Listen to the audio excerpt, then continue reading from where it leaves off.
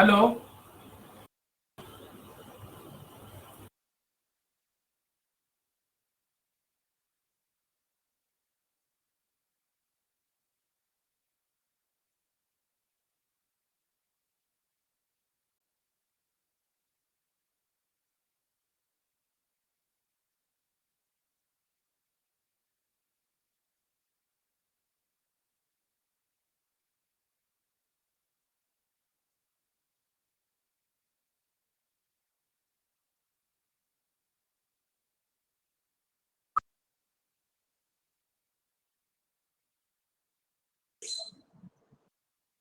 Good afternoon, everybody.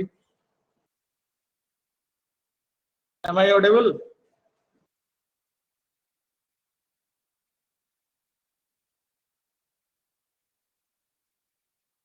Yes yes sir.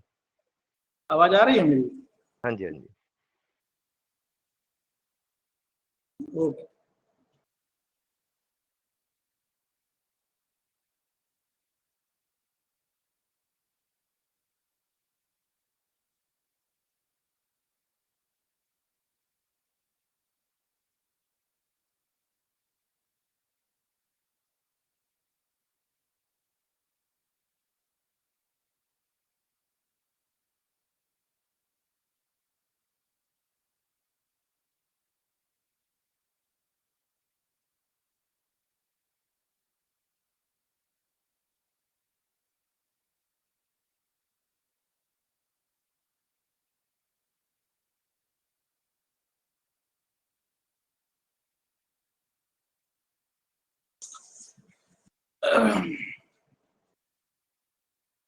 Today we are going to discuss about IRPSM portal. IRPSM portal का full form होता है Indian railway project sanction and management. आगे हम लोग चर्चा करेंगे इस पर विस्तृत रूप से। जो भी रेलवे में वर्क वगैरह सैंक्शन होते हैं इसी पोर्टल के द्वारा सैंक्शन होते हैं। इसके अलावा दो और पोर्टल हैं जिनके बारे में मैं जानकारी दूंगा, लेकिन मेन हम लोग आज चर्चा करेंगे IRPSM पोर्टल के ऊपर। आप लोग में से कोई ऐसे हैं जो कि इस पोर्टल पर कहीं भी काम करते हैं? कोई ऐसे हैं?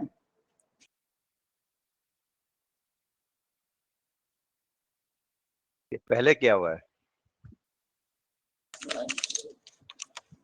कितने दिन पहले किए? 2 साल। 2 साल।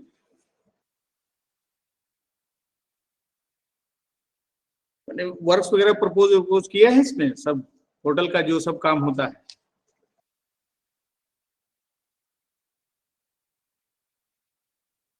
अभिनंदन अग्रवाल जी किए हैं हाँ सर? सर, आप कंटिन्यू कीजिए। मैंने बोर्ड लेवल पे किया था तो वहाँ पर वर्क प्रपोजल नहीं थी, वहाँ अच्छा पे अच्छा। जो है इसका।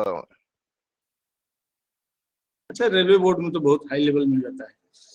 ठीक है सर। मैं IRPSM के बारे में, जैसे वर्क कैसे प्रपोज किया जाता है, इसमें क्या क्या देखना होता है, इस सब के बारे में जानकारी के लिए पहले थोड़ा बजट उजट की चर्चा करेंगे, थोड़ा एलोकेशन वगैरह की चर्चा करेंगे, क्या क्या प्लान हेड होता है उसके बारे में जानेंगे। उसके बाद फिर तब IRPSM पोर्टल पर फिर आएंगे। बजट में मेन तीन चीज रहता है। फर्स्ट है a review of preceding year including the actual receipt and expenditure in that year.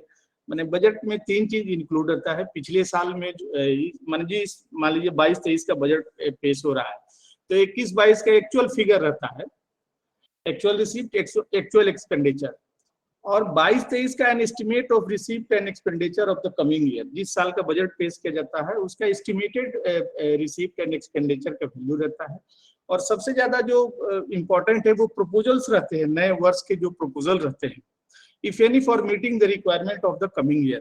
जो नए वर्क्स प्रपोज किए जाते हैं या जिनको सैंक्शन करना है या जिनको जो सैंक्शन हो जाते हैं उनको बजट में इंक्लूड किया जाता है, वैसे प्रपोजल, ये तीनों चीज मिला करके बजट में इसको रखा जाता है। ये सेपरेटेड फ्रॉम यूनियन बजट 1924 में इसको यूनियन बजट से अलग अलग करके सेपरेट फॉर्म के रूप में इसको पार्लियामेंट में प्रस्तुत किया जाता रहा था। एक एक्वार्ड कमेटी गठित हुई थी ड्यूरिंग 1920-21 में, और उसके रिकमेंडेशन पर ये 1924 से इसको यूनियन बजट से हटा करके अलग से रेल बजट बनाया गया। लेकिन 2017 में एक इसको फिर यूनियन बजट के साथ इसको मर्ज कर दिया गया, रेलवे बजट को यूनियन बजट के साथ इसको मर्ज कर दिया गया। Rail budget merge with union budget on the recommendation of A 5-member committee constituted by finance ministry and submit report by अगस्त 31, 2016। 2017-18 में फाइनेंशियल ईयर में जो बजट इसमें पेश किया गया उसको यूनियन बजट के साथ मर्ज करके पेश किया गया। नहीं तो 1924 से 2016-17 तक का जो बजट जो है रेल बजट अलग से सेपरेटली प्रस्तुत किया जाता था।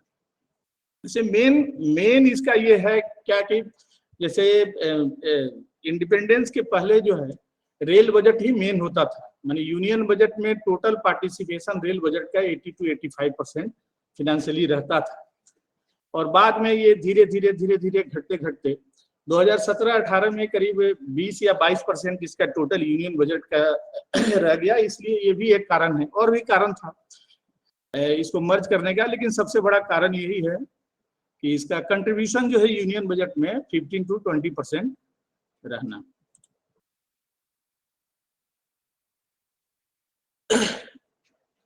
एक टोटल यूनियन गवर्नमेंट की मिनिस्ट्रीज है 55। मिनिस्ट्री ऑफ कॉर्पोरेशन एक नया जोड़ा गया है इस साल 22-23 में। टोटल इसके पहले 54 मिनिस्ट्रीज थी पिछले फाइनेंशियल ईयर में, और इन सारे मिनिस्ट्रियों का एक साथ यूनियन बजट में फिनांस मिनिस्ट्री के द्वारा बजट पेश किया जाता है। टोटल इसमें डिमांड फॉर ग्रांट्स नंबर है 102, जिसको कि अल्फाबेटिकली जो नोमेनक्लेचर है मिनिस्ट्री का उसके अनुसार इसको अलॉट किया गया है। जैसे एग्रीकल्चर मिनिस्ट्री का 1 और 2 है, एटॉमिक एनर्जी का 3 है, मिनिस्ट्री ऑफ कॉर्पोरेशन इसका 16 है, अब मिनिस्ट्री ऑफ रेलवेज का 85। 2022-23 में 2022-23 में जो बजट पेश किया गया वो मिनिस्ट्री ऑफ रेलवे का 85 डिमांड फॉर ग्रांट्स नंबर है। इसके पहले वो पिछले साल 21-22 में 84 था, उसके पहले 83, 82, 81, 80 ऐसा था। लास्ट जो मिनिस्ट्री है यूथ अफेयर्स एंड स्पोर्ट्स का उसका 102 डिमांड फॉर ग्रांट्स टोटल हो गया 102, मिनिस्ट्रीज हो गई 55। रेलवे को डिमांड फॉर ग्रांट्स नंबर 85 से कंसोलिडेटेड फंड ऑफ इंडिया से पैसा मिलता है, फंड मिलता है इसको। Ministry of railway gets fund from consolidated fund of India from demand number 85 in financial year 2022-23। ये आगे इसका number demand for grants number change हो सकता है, जैसे कि आप देख रहे हैं कि 21-22 में 84 था, उसके पहले 83 था। इसका बेनिफिट्स क्या हुआ? Ministry of railway continue to function as a departmentally run commercial undertaking, जैसे बाकी सब मिनिस्ट्रीज काम करती हैं। A separate statement of budget estimate and demand for grants was created for railway, retaining the autonomous nature of the railway budget, facilitated multimodal transport planning between highways, railways and inland waterways, paving the way of cross-ministerial infrastructure projects. No such burden to pay annual dividend for the budgetary support it received from the government. पहले जब भी कुछ railway में काम करने के लिए सोचा जाता था तो सबसे पहले ये सवाल आता था कि पैसा कहाँ से आएगा, पैसे का ये बंदोबस्त कैसे होगा। इसके लिए अलग से एफर्ट लगाया जाता था, एफआई से मिल रहा है या फाइनेंशियल इंस्टीट्यूशन से मिल रहा है कि रेलवे इंटरनल रिसोर्सेज से मिलेगी। इसमें काफी अब यूनियन गवर्नमेंट जैसे मल्टी मॉडल जो भी प्रोजेक्ट वगैरह बनाना है, जैसे बड़े बड़े प्रोजेक्ट जो रेलवे में देख रहे हैं, इसके लिए अगर फिनांस की व्यवस्था करनी है तो मिनिस्ट्री ऑफ फिनांस के ऊपर ये चला जाता है। मिनिस्ट्री ऑफ फिनांस जैसे बाकी सारे मिनिस्ट्रियों में फंड का ये करती है, व्यवस्था करती है, वैसे ही रेलवे के लिए भी व्यवस्था करती है। नो सच बर्डन टू पे annual dividend for the budgetary support it receive from the government. जो भी गवर्नमेंट से बजटरी सपोर्ट पहले मिलता था उसके लिए एनुअल डिविडेंड रेलवे को पे करना पड़ता था, तो अब इसे छुटकारा मिल गया। Save of resources in preparation of railway budget. Railway budget का प्रिपरेशन तो होता है इंटरनली, लेकिन जो प्रेजेंटेशन वगैरह में जो रिसोर्सेज वगैरह जो सब खर्च होते थे उनकी सेविंग हुई है। Financial deficit are transfer to union ministry of finance. पहले रेल के ऊपर में रहता था, अब ये फाइनेंस मिनिस्ट्री ऑफ फाइनेंस के ऊपर में चला गया। अब ये फ्रॉम पॉलिटिकल प्रेशर, काफी प्रेशर रहता था, काफी पॉलिटिकल प्रेशर, पार्टीज और प्रेशर ग्रुप्स वगैरह प्रेशर डालते थे, उनके एरिया में नई ट्रेन चाहिए, उनके एरिया में इंफ्रास्ट्रक्चर चाहिए। अब ये कंसोलिडेटेड, ये यूनियन मिनिस्ट्री के साथ फिनांस मिनिस्ट्री के जब पेश करती है बजट, तो अपने रिक्वायरमेंट के अनुसार, जरूरत के हिसाब से, किस एरिया को ज्यादा डेवलप करना है, किस एरिया पर ज्यादा थ्रस्ट देना है, इस हिसाब से एक इंफ्रास्ट्रक्चर प्लानिंग बनती है, और प्लानिंग के हिसाब से रेलवे में इन्वेस्टमेंट होता है, और उस तरह से वर्क वगैरह सैंक्शन होता है, काम होता है। तो अब किसी तरह का पहले की तरह इसमें कोई पॉलिटिकल प्रेशर नहीं रहा।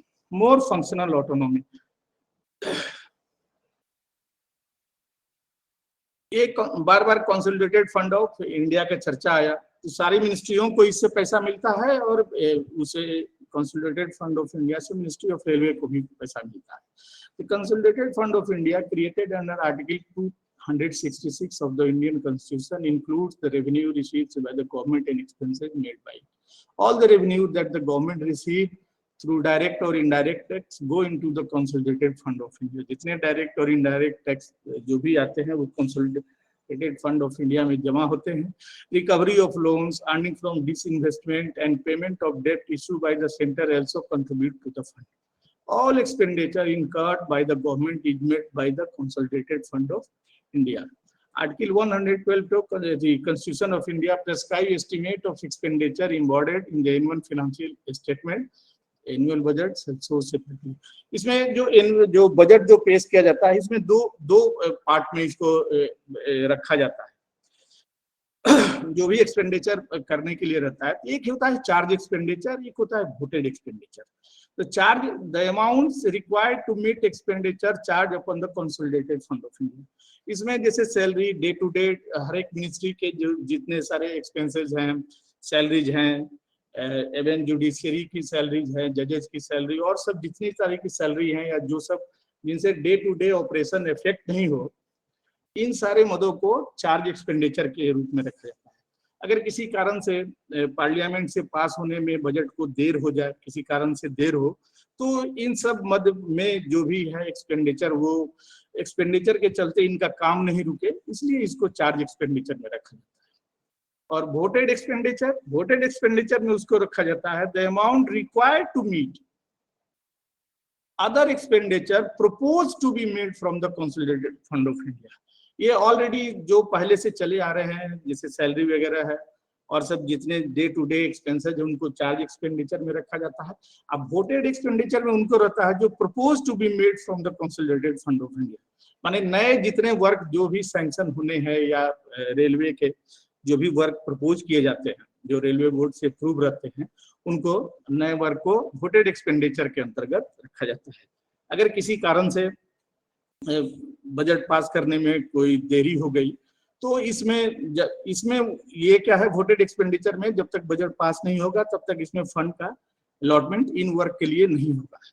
इसलिए प्रपोज्ड वर्क को, इसमें अगर कुछ देर भी हो जाती है, 2-4-10 दिन की देरी भी होती है, तो इसमें कोई कार्य इससे इफेक्टेड नहीं होगा। इसलिए जो प्रपोज्ड जो भी है एक्सपेंडिचर, उसको वोटेड एक्सपेंडिचर में रखा जाता है।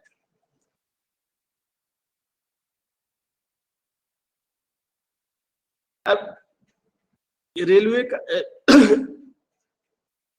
एनुअल बजट जो रेलवे में इंटरनली जो ये किया जाता है, प्रिपेयर किया जाता है, उसको रेलवे बोर्ड के द्वारा अप्रूवल मिलता है और फाइनली फाइनेंस मिनिस्ट्री को जाता है, और ये बाकी सब मिनिस्ट्रियों के साथ मिल करके रेलवे का भी ये बजट इसमें प्रस्तुत किया जाता है। इसमें annual budget estimate are prepare by individual railways administration for the following items figure.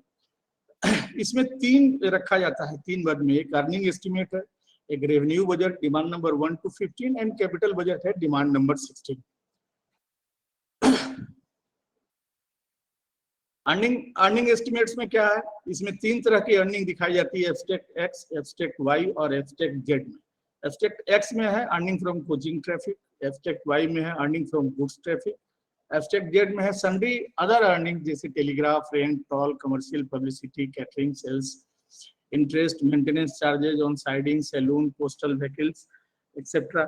इस तरह के जो है इसमें अर्निंग एस्टिमेट में 3 हो गया, एब्स्ट्रैक्ट एक्स, एब्स्ट्रैक्ट वाई और abstract Z. Revenue budget comprises only revenue receipt and revenue expenditure and also not create any asset or liability for the government. Revenue के ने जो भी खर्च होता है इसमें रेलवे के लिए कोई एसेट वगैरह क्रिएट नहीं होता है। Revenue budget is prepare under demand number 1 to 15। ये रेलवे का इंटरनल डिमांड नंबर है, demand number 1 to 15 by railway administration. Capital budget, the budget proposed, जो वोटेड एक्सपेंडिचर में रखा जाता है। रेवेन्यू एक्सपेंडिचर को चार्ज एक्सपेंडिचर में रखा जाता है। वोटेड में क्या है, the budget proposals of the expenditure to made out from the consolidated fund of India should be presented in the form of demand for grants to the parliament। माने ये internal बनाया जाता है। पहले डिमांड फॉर ग्रांट्स के रूप में जब रेल मिनिस्टर अपना अलग से सेपरेट बजट प्रस्तुत किए करते थे तब इसको रखा जाता है। अब ये रेलवे बोर्ड तक रहता है। रेलवे बोर्ड सबको कंसिडरेट करके एक फिगर वहाँ मिनिस्ट्री ऑफ फिनांस को देता है और उसके अनुसार से बजट पेश होता है। Capital budget comprises of capital receipt and capital expenditures and also create asset or liability for the government। Revenue budget में और कैपिटल बजट में ये अंतर है कि कैपिटल के मद में जो भी खर्च होता है इसमें एसेट क्रिएट होता है। क्रिएट एसेट और liability for the government. Railway के लिए, गवर्नमेंट के लिए एसेट का क्रिएशन होता है कैपिटल के बजट के अंतर्गत जो भी एक्सपेंडिचर होता है। एसेट कैसे क्रिएट होता है? एक्विजिशन से। अगर नया लैंड एक्वायर कर रहे हैं, कहीं भी कोई चीज नया एक्वायर कर रहे हैं तो एक्विजिशन से एसेट का क्रिएशन होता है। कंस्ट्रक्शन से, जैसे नया वर्कशॉप कंस्ट्रक्ट हो रहा है, नया रेलवे स्टेशन, नया क्वार्टर्स वगैरह भी कंस्ट्रक्ट हो रहे हैं तो कंस्ट्रक्शन से एसेट का क्रिएशन होता है। और थर्ड है रिप्लेसमेंट। जैसे पुराने वैगन के बदले में नए वैगन, पुराने कोचेज के बदले में नए कोचेज, पुराने पावर मोटी पावर के बदले में नए मोटी पावर अगर लेते हैं तो भी इसको एसेट के क्रिएशन के रूप में रखा जाता है इसको, जो कि जिसका बेसिस रिप्लेसमेंट है। At present there are 16 demand for grants which are grouped under 7 categories.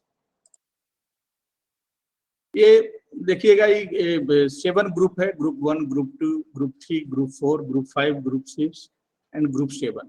और ये डिमांड नंबर 1 2 3 4 5 6 7 8 9 10 11 12 13 14 15 16। ग्रुप 1 में है, पहला डिमांड नंबर 1 में है policy formulation and services common to all. इसमें रेलवे बोर्ड से संबंधित रेवेन्यू एक्सपेंडिचर को रखा जाता है, डिमांड नंबर 1। डिमांड नंबर 2 में मिसलेनियस एक्सपेंडिचर। डिमांड नंबर 3 में है general superintendence and railway on services on railway and services on railway. ये डिमांड नंबर 3 में आता है। रिपेयर एंड मेंटेनेंस में डिमांड नंबर 4 में परमानेंट वे एंड वर्क्स, 5 में मोटिव पावर, 6 में कैरेज एंड वैगन, 7 में प्लांट एंड इक्विपमेंट। नेक्स्ट है ग्रुप 4 में ऑपरेशन। इसमें डिमांड नंबर 8 में operating expenses, rolling stock and equipment. 9 में operating expenses traffic. Demand number 10 में ऑपरेटिंग एक्सपेंसेस फ्यूल। ग्रुप 5 में है staff welfare, retirement benefits and miscellaneous. इसमें 11 में है स्टाफ वेलफेयर एंड इम्यूनिटीज। 12 में है मिसलेनियस वर्किंग एक्सपेंसेस। 13 में है provident fund, pension and other retirement benefits. Group 6 में है railway fund and payment to general revenue. 14 में है अप्रोप्रिएशन ऑफ फंड। 15 में है dividend to general revenue, repayment of loan taken from general revenue. सबसे ज्यादा इंपॉर्टेंट है जिसके बारे में आगे हम लोग चर्चा करेंगे, वर्क्स एक्सपेंडिचर, जो कि डिमांड नंबर 16 के अंतर्गत आता है, जिसके अंदर एसेट जो है क्रिएट होता है एक्विजिशन से, कंस्ट्रक्शन से और रिप्लेसमेंट से। इसको आगे थोड़ा समझने के लिए थोड़ा सा, ऐसे तो ये अकाउंट्स का पार्ट है, क्लासिफिकेशन ऑफ एक्सपेंडिचर, लेकिन इसको जब तक थोड़ा इसके बारे में नहीं चर्चा की जाएगी तो आगे कैसे वर्क प्रपोज करना है, इसमें क्या क्या चीज ध्यान में रखना है, आपका वर्क किससे रिलेटेड है, इसका सोर्स ऑफ फाइनेंस क्या हो सकता है, इसके बारे में आपको थोड़ा सा क्लियर होगा आगे। Classification of expenditure. The revised classification of expenditure on works irrespective where you are charged to capital fund, DRF, DF, ये सब आगे चर्चा करेंगे हम लोग विस्तार से। RRS के RSF will come under a single demand 16, namely asset acquisition, construction and replacement. The accounting classification for works expenditure in the form of 8-digit numerical code. इसमें 8 डिजिट जो न्यूमेरिकल कोड रहता है, फर्स्ट 2 बताता है source of finance के बारे में, third 4th बताता है प्लान हेड माइनर हेड के बारे में, 5th 6th बताता है डिटेल हेड के बारे में, ऑब्जेक्टिव ऑफ द एक्सपेंडिचर, और 7th 8th है primary unit. The first module which is an alpha indicate the source of fund, माने source of finance, source of fund क्या होगा उसके बारे में बताता है. सेकेंड प्लान हेड के बारे में बताता है कि अलग अलग वर्क से संबंधित अलग अलग कार्य जो प्रपोज करना है, अलग अलग प्लान हेड होता है, उसके अंतर्गत ही प्रपोज करना चाहिए. एक प्लान अलग अलग तरह का वर्क एक प्लान हेड में प्रपोज नहीं किया जा सकता, वो क्लियर इसमें दिया हुआ है. थर्ड मॉड्यूल है detail head. Third which is also numerical, which will represent in 2 digit corresponding to the sub detail head classification giving the detail of, माने इसमें पता चलता है of the asset acquired, constructed or replaced. जो asset है वो acquire किया जा रहा है, कंस्ट्रक्ट किया जा रहा है या रिप्लेस किया जा रहा है, वो डिटेल हेड में पता चलता है. अब नेक्स्ट है 7th 8th प्राइमरी यूनिट. इसमें दिखाया था last module which is also a numerical 2-digit module will indicate the primary unit or object of the expenditure. जैसे पे एंड अलाउंसेस है, अगर है तो इसको 01 होगा, पेमेंट टू कैजुअल लेबर है तो 02 होगा. फॉर एग्जांपल इसे अगर लिखा हुआ रहे 29211404, इसका मतलब हो गया कि फर्स्ट ये 2 डिजिट है सोर्स ऑफ फाइनेंस. इसका सोर्स ऑफ फाइनेंस है राष्ट्रीय रेल संरक्षा कोष RRSK से. प्लान हेड माइनर हेड में क्या है कि 21 हो गया ये रोलिंग स्टॉक, और 14 हो गया डिटेल हेड में ये इलेक्ट्रिक लोको से संबंधित है 2114, और 04 है ये पेमेंट जो हुआ है इसका ऑब्जेक्ट ऑफ एक्सपेंडिचर है कि डायरेक्ट सप्लाई ऑफ मटेरियल, जो मटेरियल सप्लाई हुआ उसके अगेंस्ट में ऐसा पेमेंट हुआ है. तो ये 8 डिजिट का मॉड्यूल देखने से ये पता चलेगा ये किस प्लान हेड का वर्क है, इसका सोर्स ऑफ फाइनेंस क्या है, इसका डिटेल हेड क्या है, और प्राइमरी यूनिट क्या है कि किस मद में ऑब्जेक्ट ऑफ एक्सपेंडिचर क्या है. अब आते हैं सोर्स ऑफ फाइनेंस पर. 2 digit indicate the source of finance, capital fund, ये सब एज द इसमें ये सोर्स ऑफ फाइनेंस है कैपिटल, इसका न्यूमेरिकल कोड रहता है.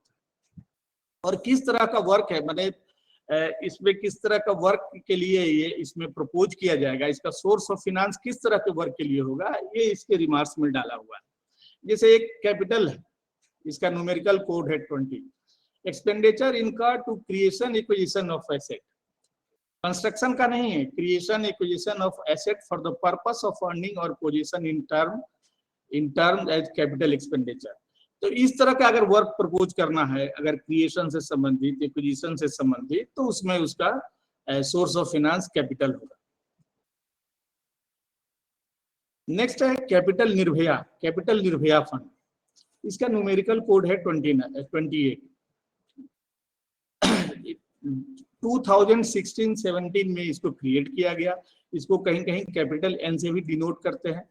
Fund allocation made by ministry of economic affairs. Ministry of economic affair जो है मिनिस्ट्री ऑफ फाइनेंस के अंतर्गत एक डिपार्टमेंट है. Ministry of women and child development is the nodal authority for the proposal schemes. ये अगर इसमें सोर्स ऑफ फाइनेंस अगर कैपिटल निर्भया में, आगे आप लोग देखिएगा कि हेडक्वार्टर वगैरह से यूनिट को या वर्कशॉप को या पीयू को जो लेटर वगैरह जो आता है उसमें सोर्स ऑफ फाइनेंस के बारे में जिक्र रहता है. तो अगर कैपिटल निर्भया से किसी development of women and child development से संबंधित कोई वर्क अगर प्रपोज करना है और जो चिट्ठी आई है या उसमें फंड अगर अलॉटेड है, कैपिटल निर्भया में अगर फंड अलॉटेड है तो उसमें आप वर्क प्रपोज करके उसको सैंक्शन करा सकते हैं. तो इसमें क्या है कि ये नोडल अथॉरिटी है इसका ministry of women and child development. तो पहले आपको जो प्रपोजल बनाना होगा, प्रपोजल बना करके चाइल्ड एंड डेवलपमेंट अथॉरिटी को भेजना होगा, फिर वहां से economic affairs ministry of finance में जाएगा, फिर सैंक्शन होगा. ये कैपिटल निर्भया में जो भी वुमेन एंड चाइल्ड डेवलपमेंट से संबंधित अगर कोई भी वर्क है, ये प्लान हेड, आगे हम लोग प्लान हेड पर चर्चा करेंगे, ये प्लान हेड 64 के अंतर्गत इसको प्रपोज किया जाता है. नेक्स्ट है कैपिटल फंड, एक ये केवल कैपिटल था, ये कैपिटल फंड है CF। इसका न्यूमेरिकल कोड है 25, 92, 93 में इसको ये इंप्लीमेंट हुआ। This fund is utilized to finance expenditure until now charge to loan capital and to all plan head except plan head 11 and 51। Next है DRF, डिप्रिसिएशन रिजर्व फंड। इसका numerical code है 21। In order to meet the cost of replacement of an asset, DRF has been created. अगर replacement करना है, replacement से संबंधित कोई work अगर प्रपोज करना है तो उसका सोर्स ऑफ फाइनेंस DRF होगा। नेक्स्ट है development fund. All unremunerative new lines work for passenger amenities, staff welfare and amenities works, operational improvement work should be charged to this fund। मैंने तुरंत जिसको जरूरी है, ये सब वर्क जरूरी है, लेकिन करने से तुरंत रेलवे का कोई रेवेन्यू तुरंत बढ़ने वाला नहीं है। इस तरह का वर्क जो है इसका सोर्स ऑफ फाइनेंस DF होता है। DF का 4 पार्ट है, DF1, DF2, DF3 and DF4। DF1 इसका न्यूमेरिकल कोड है 23। Development fund passenger and other railway users से रिलेटिव वर्क जो है इसमें प्रपोज करके सैंक्शन कराया जाता है। DF2 का न्यूमेरिकल कोड है 33।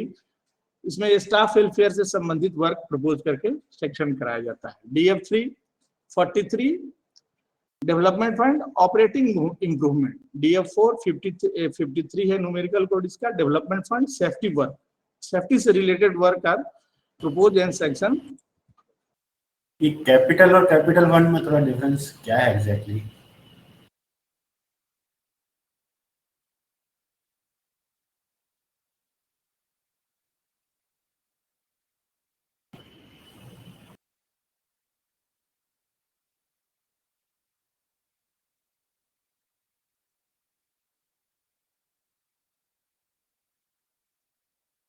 Capital fund is the charge to loan basis.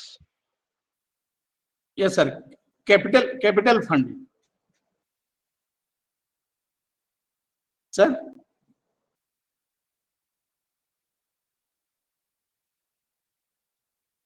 This fund is utilized to finance expenditure and do now charge to loan capital, loan basis, as the sir said।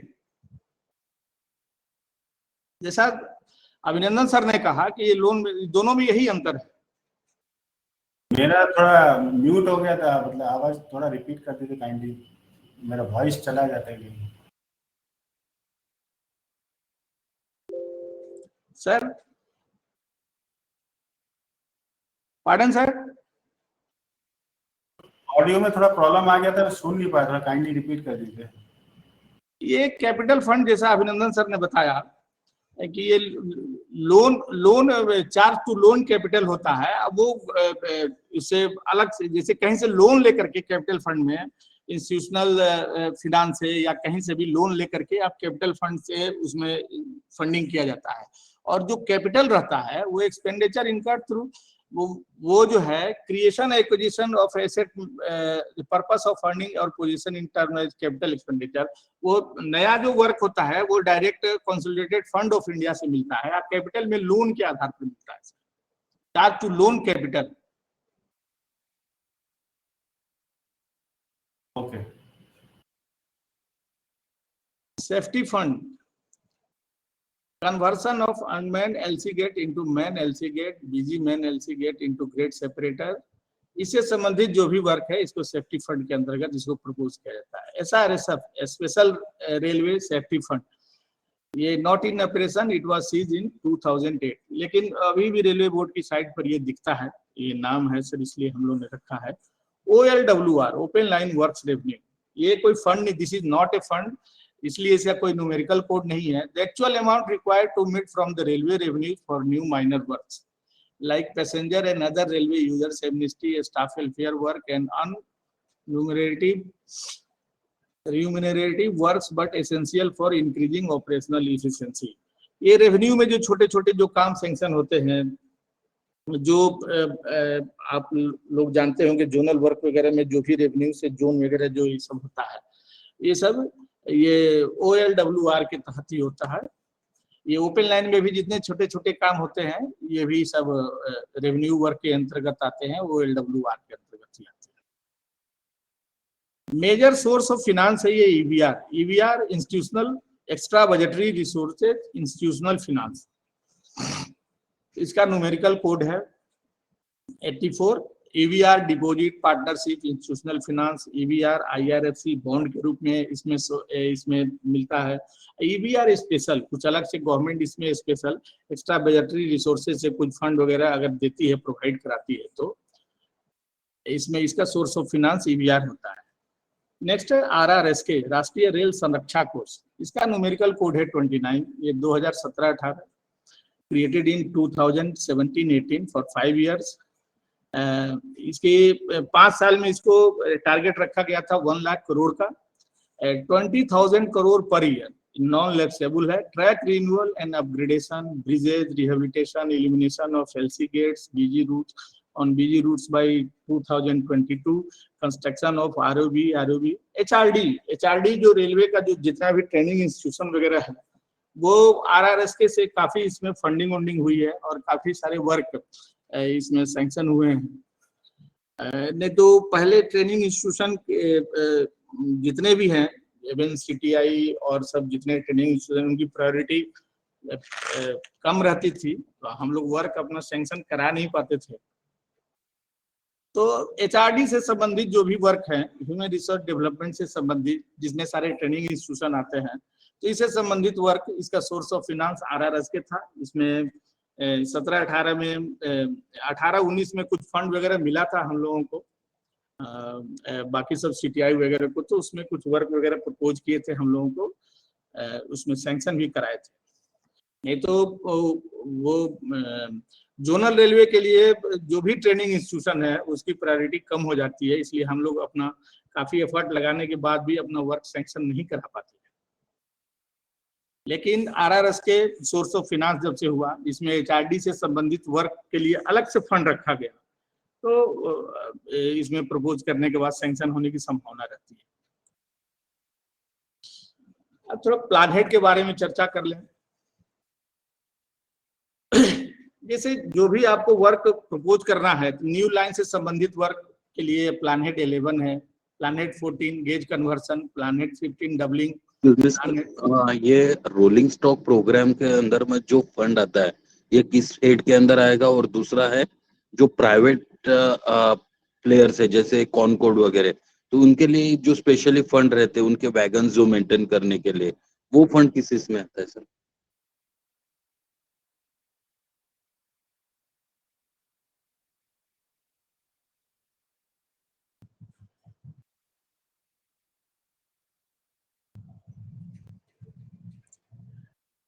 अभिनंदन Agarwal sir हो सकता है जवाब दें इसका। देखिए, जो रोलिंग स्टॉक से संबंधित है वो 21 में आएंगे। रोलिंग स्टॉक से संबंधित जितने भी वर्क हैं वो सब 21 में ही 21 में आएंगे। इसका सोर्स ऑफ फिनांस जैसा सर पूछ रहे हैं, ये तो रेलवे बोर्ड लेवल पर डिसाइड होता है। रोलिंग स्टॉक से संबंधित वर्क प्लान हेड 21 में आएगा सर। ये तो है कि जो भी अगर वर्क प्रपोज करना है तो प्लान हेड 21 में। लेकिन सर ने एक क्वेश्चन पूछा, सर अपना क्वेश्चन प्लीज दोहराइएगा जरा। सर ये प्राइवेट जो प्लेयर रहते हैं जैसे कॉनकॉर्ड वगैरह है या डीएलआई है, तो इनका जो फंड रहता है, ये वैगन स्पेशल मेंटेनिंग के लिए अलग से फंड मिलता है, तो वो कौन से हेड के अंदर आता है सर? कौन से प्लान हेड की बात कर रहे हैं ना आप? हाँ सर। हाँ, तो प्लान हेड ये इसमें रहेगा 21 में।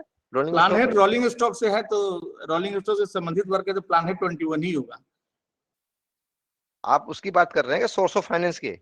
हाँ सर। नहीं, सोर्स ऑफ फाइनेंस की बात कर रहे हैं, प्लान हेड की बात कर रहे हैं, दो चीजें अलग अलग हैं। चलो बाद में डिस्कस करेंगे इसमें, है ना। सोर्स ऑफ फाइनेंस में डिपेंड्स करता है कई सारे, जिसमें ये 4-5 आपके हैं, जो आप जो भी वैगन के लिए आप वो दे रहे हैं कि यार वो रिप्लेसमेंट है, रिप्लेसमेंट में ही जनरली जाता है तो डीआरएफ में जाएगा। जब भी आप कोई भी काम रिप्लेसमेंट में देंगे, जैसे आपका कोई वैगन है, रिप्लेसमेंट करवाना है उसको, पहले पुराने वाले वैगन को रिप्लेस करवा के नया वैगन लेना है, तो डीआरएफ में जाएगा। डीआरएफ में तो बताए भी थे सर, चाहे वो प्राइवेट से कराएं चाहे आप इंटरनल कैसे भी कराएं। या इंटरनली करें? हाँ जी। Yes, sir. अभिनंदन जी, Clear, इनका sir? क्वेश्चन समझ में नहीं आया है कि मुझे लगता है।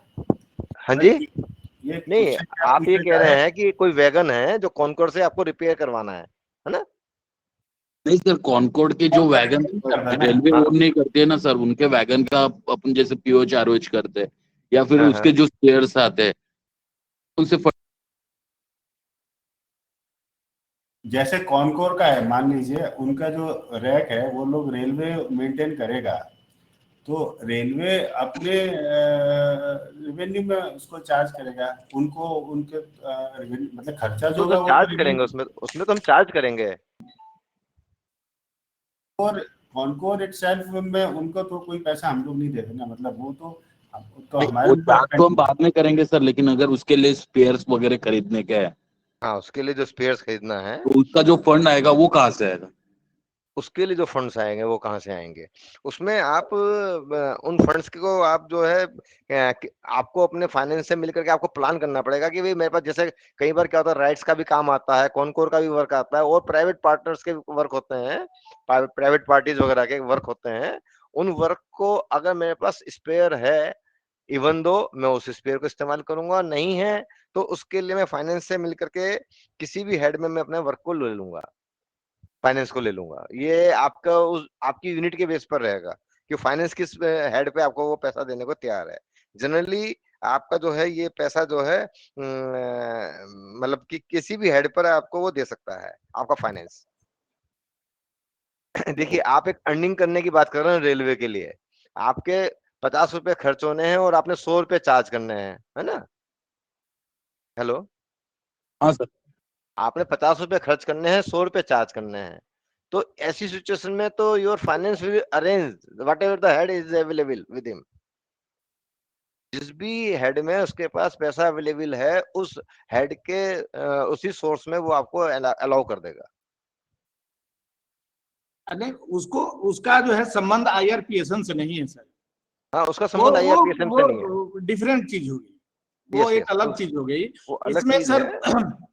इसमें नहीं, सर वो इनका विशाल क्वेश्चन सर, जेन्युइन था, इनका क्वेश्चन भी जेन्युइन था, हाँ लेकिन हाँ, ये है कि वो आईआरपीएसएम से संबंधित नहीं है। संबंधित नहीं है। लेकिन अगर आप मोटा सा समझे तो उसमें यही है कि फाइनेंस ही इसमें ऑब्जेक्शन लगाता है, और जिसमें जी रेलवे को बेनिफिट होना होता है उसमें फाइनेंस ही रास्ता दिखा देता है। जी जी जी फाइनेंस ही बता देता है कि भैया इसमें उसका उनके पास पैसा अवेलेबल है, इस फंड में जी आप अप्लाई करेंगे तो मैं इसमें सैंक्शन कर दूंगा। जी जी स्ट्रेट फॉरवर्ड कोई रूल भी होगा, लेकिन मोस्टली यही है प्रैक्टिकल उसमें।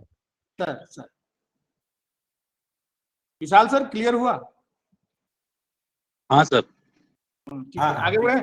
हाँ आगे बढ़िए। ये सर आईआरपीएसएम में जो हम लोग वर्क प्रपोज करेंगे उसके बारे में हम लोग चर्चा कर रहे हैं। आपने ठीक है, इस तरह से क्रॉस क्वेश्चन होता है तो थोड़ा हम लोग का भी ज्ञानवर्धन होता है, ऐसा नहीं है। हाँ ठीक है, ओके। जैसे ट्रैफिक फैसिलिटी से संबंधित work, computerisation, plan head 17, railway research, plan head 18, rolling stock से संबंधित प्लान हेड 21, लीज जैसे 22, road safety level crossings 29, road safety ROB RUB 30, plan head 30, 31 है ट्रैक रिन्यूअल, 32 है bridge work and tunnel works and approaches, 33 है SNT works, 35 है electrification project. इसमें mega project जो बड़े प्रोजेक्ट रहते हैं इसमें वर्क प्रपोज करके सैंक्शन कराया जाता है। प्लानेट 36 में other electrical works including TRD works, इसमें स्मॉल वर्क जो रहते हैं उनको प्रपोज करके सैंक्शन करा जाता है। Planet 41 machinery and plant, planet 42 workshop including PU, planet 51 staff welfare, planet 53 passenger and other railway users amenity, planet 61 investment in PSU joint venture, planet 64 ये अदर स्पेसिफाइड वर्क जो वुमेन एंड चाइल्ड डेवलपमेंट से निर्भया, जिसका source of finance का capital Nirbhaya, उसमें जो भी work propose करेंगे वो प्लानेट 64 में करेंगे। अदर स्पेसिफाइड वर्क इसलिए भी रखा जाता है, जैसे एक मिसलेनियस फाइल रहती है कि कोई फाइल को मीट नहीं करता है तो उस पेपर को मिसलेनियस में रखा जाता है।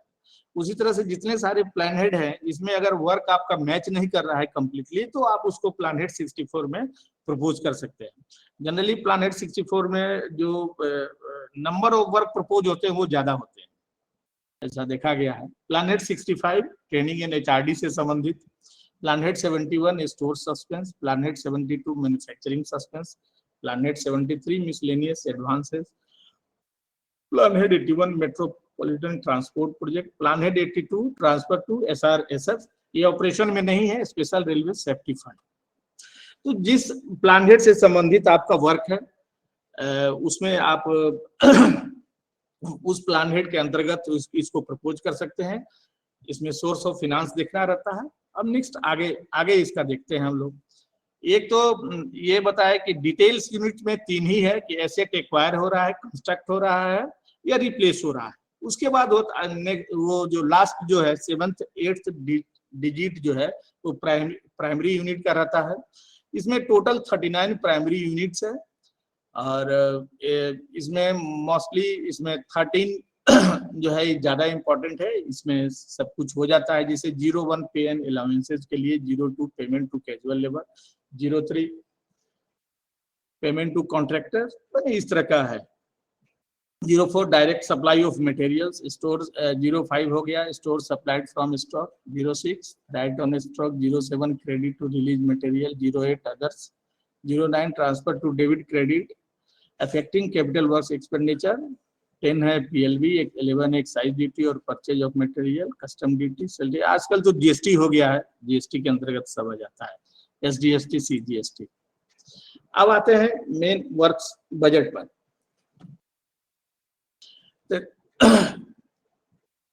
इसमें जो work machinery and rolling stock programme जो पिंक बुक में जो रेलवे बोर्ड से जो सैंक्शन होता है, रेलवे बोर्ड के द्वारा जो अप्रूव किया जाता है, जो बजट में जिसको कि पेश किया जाता है, पारित किया जाता है, वो जितने भी सारे आप प्लान हेड से संबंधित ये वर्क देख रहे हैं, इसमें ये 3 मेन हैं। ये इसमें 3 पोर्टल हैं, रेलवे ने क्रिस के द्वारा 3 पोर्टल का ये किया गया। इसमें वर्क्स प्रोग्राम है। ये बाकी सारे पोर्टल से संबंधित वर्क जो है वो इसमें वर्क्स प्रोग्राम IRPSM के तहत प्रपोज किए जाते हैं, प्लान हेड 21 और 41 को छोड़ करके। प्लान हेड 21 में क्या है, रोलिंग स्टॉक प्रोग्राम, इसके लिए अलग पोर्टल है। प्लान हेड 41 MNP प्रोग्राम, इसके लिए अलग पोर्टल है। और इन दोनों प्लान हेड को छोड़ करके बाकी सारे जितने प्लान हेड से संबंधित वर्क जो है वो वर्क प्रोग्राम के तहत IRPSM पोर्टल पर उसको प्रपोज किए जाते हैं और उसको सैंक्शन कराया जाता है। ये 3 पोर्टल है वर्क्स प्रोग्राम का, IRSTPPS, ircep.gov.in/IRPSM। रोलिंग स्टॉक से संबंधित www.railway.rsp.com/ और MNP से संबंधित पोर्टल है www.irmnp.com/। ये जो पोर्टल जो क्रिएट किया गया, इसका मेन फीचर है can create proposal in minutes and refine them as needed. जो भी यूनिट है, डिपो है, उसमें जोनल हेडक्वार्टर से और फाइनली क्रिस के द्वारा ही इसको सब कुछ किया जाता है, इसको मेंटेन वगैरह किया जाता है साइट का। तो जोनल रेलवे के द्वारा हर एक यूनिट, डिपो, वर्कशॉप को, जैसे यहाँ एक इर्मी है तो इर्मी को भी एक इसमें लॉगिन ID और पासवर्ड दिया गया है, और जिसके ये करके हम लोग इस पोर्टल पर लॉगिन करते हैं और लॉगिन करके अपना जो है IRPSM पर बाकी सब काम करते हैं। तो इसका मेन फीचर्स है क्या है, can create proposal in minutes and refine them as needed. आपके पास अगर सब कुछ होमवर्क किया हुआ है तो आप मिनटों में कोई भी प्रपोजल क्रिएट कर सकते हैं, चाहे तो उसको एडिट कर सकते हैं। Users can stay head of all deadlines. जैसे हेडक्वार्टर से डिपो में, यूनिट में, वर्कशॉप में चिट्ठी आती है कि इतने तारीख तक आपका प्रपोजल पहुंच जाना चाहिए, आ जाना चाहिए, तो आपने पहले से होमवर्क करके रखा है, तो आप इस पोर्टल को यूज करके उस डेडलाइन से अवेयर रह सकते हैं, अपना प्रपोजल उस डेडलाइन के अंदर भेज सकते हैं। Submit the proposal electronically to zonal headquarters and railway board with in no time. जिस तरह से मेल चला जाता है तो उसी तरह से ये प्रपोजल भी आप चाहें तो जो लिंक बना हुआ है उस लिंक के थ्रू भेज सकते हैं। Can track the sanction of proposal issued by the railway board. और इसको इस पोर्टल में ये व्यवस्था है कि आप उसको ट्रैक भी कर सकते हैं, अभी आपका प्रपोजल कहाँ पड़ा हुआ है आप उसको देख सकते हैं। Submit information about WIP, work in progress. ये जो इस पोर्टल को, जैसे कि मान लीजिए इस साल हम नया 22-23 के लिए कोई नया वर्क प्रपोज कर रहे हैं, लेकिन 22-23 के पहले 21-22, 19-20, 18-19 में भी तो कुछ वर्क हमने इस प्रपोजल में प्रपोज किए हैं, उसको सैंक्शन कराए हैं, तो उसका वर्क इन प्रोग्रेस भी इस पोर्टल पर हम उसको देखते हैं। देखने और भी इसमें फैसिलिटेड है, ये देख सकते हैं work in progress and receive fund accordingly. इसमें क्या है कि आगे माने फंड कैसे मिलता है, मेन कोऑर्डिनेटर एग्जीक्यूटिंग एजेंसी। तो इसमें क्या है कि कोई भी वर्क, मान लीजिए इरमी का कोई वर्क है, सैंक्शन हो गया, इंजीनियरिंग से संबंधित है, तो मान लीजिए सीईओ कौन, डिप्टी सी कौन जमालपुर उस वर्क को कर रहे हैं, तो वो हमारे एग्जीक्यूटिंग एजेंसी हो गए। तो वो executing agency to authorise to enter complete details of progress. तो इसमें इस पोर्टल में ऐसी व्यवस्था की गई है कि उनको वही ऑथराइज हैं जो एग्जीक्यूट कर रहे हैं वर्क, क्योंकि एक्चुअल पोजीशन तो उनको ही पता है एक्सपेंडिचर का, वर्क का, प्रोग्रेस का, कि कितना फाइनेंशियल एक्सपेंसेज हुआ, कितना फिजिकल प्रोग्रेस हुआ, एग्जीक्यूटिंग एजेंसी को पता है। इसलिए पता है कि वो लोग काम करवा रहे हैं, तो उनको ही इस पोर्टल पर ऑथराइज किया गया है कि वो महीने के हर एक फर्स्ट वीक में वो इस पोर्टल को अपडेट करते हैं। इस पोर्टल पर जो भी फाइनेंशियल प्रोग्रेस हुआ, फिजिकल प्रोग्रेस हुआ, उसको अपडेट करते हैं। Other reporting officials can enter the progress as a narration. Remarks only can't enter financial data. माने इसमें पोर्टल में ये फैसिलिटेट नहीं किया गया है कि कोई भी देख, सब कोई सकता है, अदर एजेंसी उस देख सकती है, लेकिन वो फाइनेंशियल डाटा वो इंटर नहीं कर सकती है। केवल एग्जीक्यूटिंग एजेंसी या मेन कोऑर्डिनेटर जो है वो ऐसा कर सकते हैं। और चूंकि महीने के फर्स्ट वीक में इसको अपडेट किया जाता है, हर एक एग्जीक्यूटिंग एजेंसी उनसे संबंधित वर्क को अपडेट करती है इस पोर्टल पर, तो ये पोर्टल अपडेटेड रहता है। Keep the asset register updated automatically.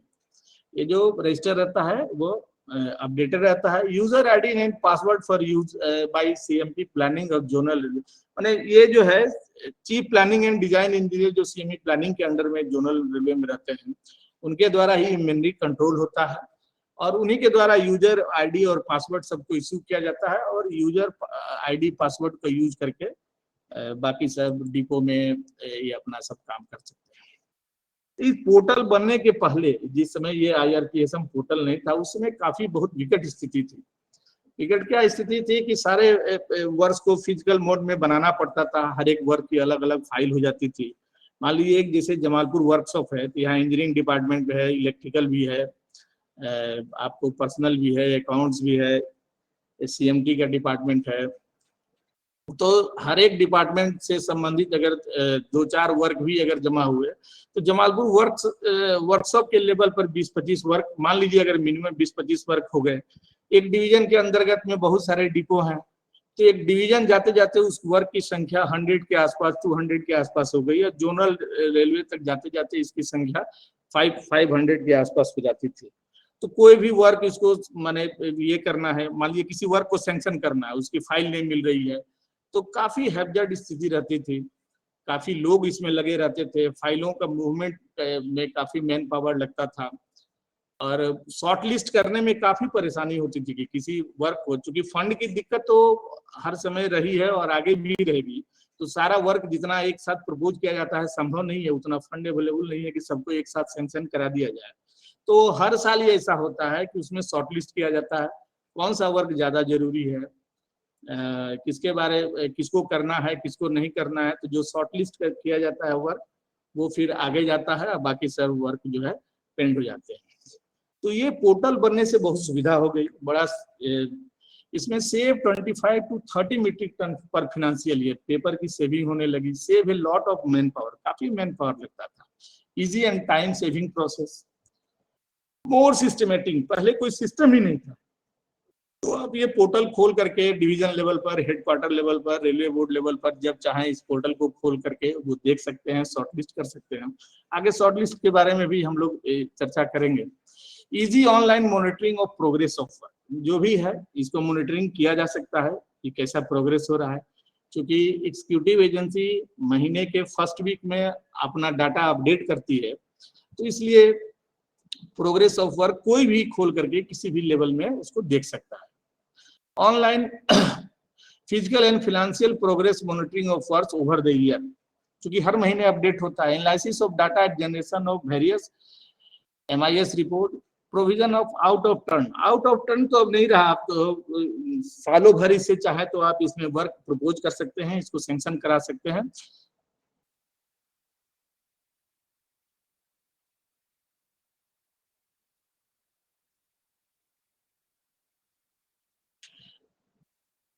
इसमें जो भी वर्क प्रोग्राम के तहत इसमें वर्क प्रपोज किया जाता है, इसमें मेनली 4 स्टेप होता है, 4 स्टेज होता है।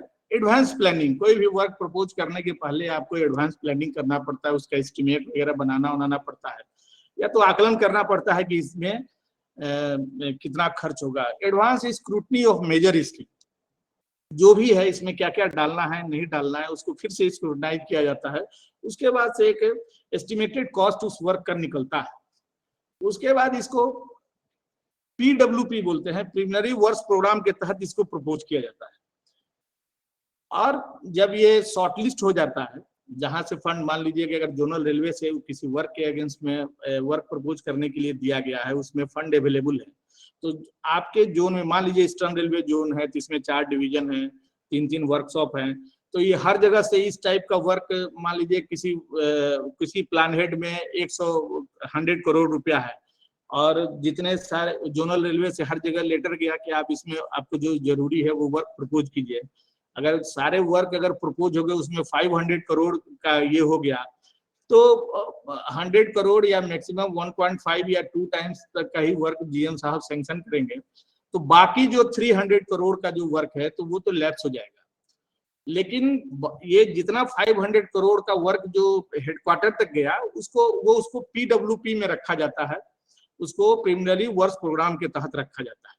और जो प्रपोजल शॉर्टलिस्ट हो गया कि हाँ इसमें फंड अवेलेबल है, जोनल रेलवे से GM के द्वारा इस शॉर्टलिस्ट कर दिया गया, तो वो फिर वो FWP में आ जाता है, फाइनल वर्क प्रोग्राम में आ जाता है, और बाकी सब प्रपोजल जो है वो टर्न डाउन हो जाते हैं।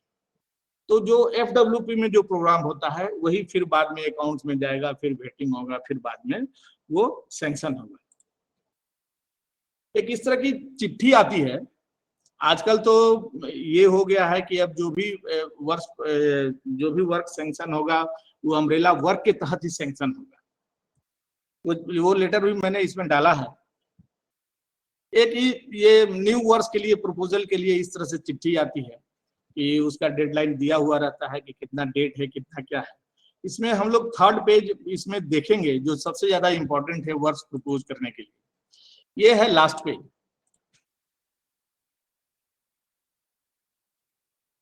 ये क्या है? Fund allotted in various plan head for new work costing below ₹2.5 crore. ये GM सर के पावर में जो भी वर्क है उसको सैंक्शन करने के लिए costing below ₹2.5 crore receive through pink book 21-22। ये जो है रेलवे बोर्ड से ईस्टर्न रेलवे को मिला है डिफरेंट प्लान हेड में। ये क्या है कि पिंक बुक में इस वर्क को रखा गया, इस वर्क का सीरियल नंबर है, पिंक बुक में इसको रखा गया है 2021-22 के इसमें पिंक बुक में इसको वर्क को सैंक्शन ऑलरेडी कर दिया गया है।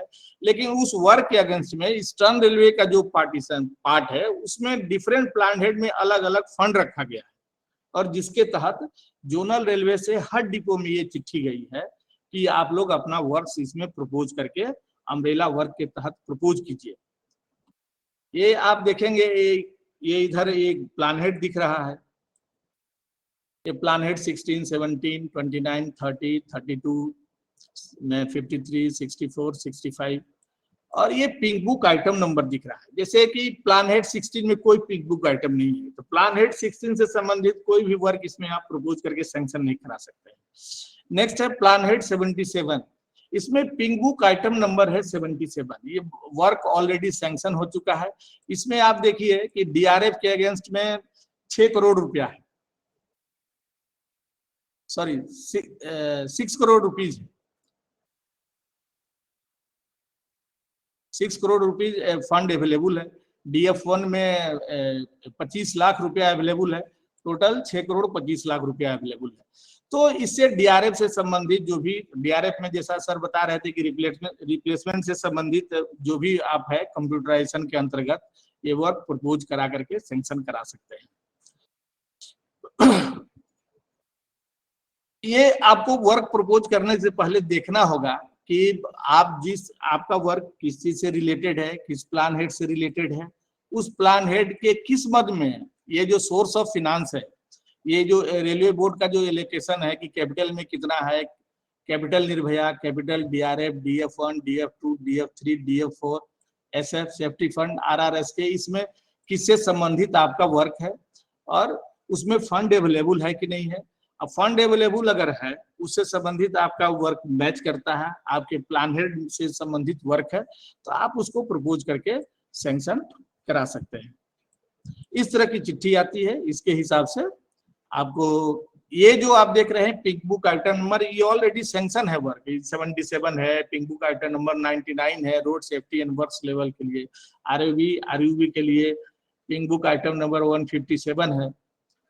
तो ये अम्ब्रेला वर्क के तहत है कि ये जो रेलवे बोर्ड ने इस तरह का वर्क सैंक्शन कर दिया और फिर उस जोनल रेलवे को इंडिकेट किया कि आपको इतना पैसा दिया गया और इस पैसे के अंतर्गत आप वर्क क्या क्या इतना तक का आप वर्क सैंक्शन कर सकते हैं।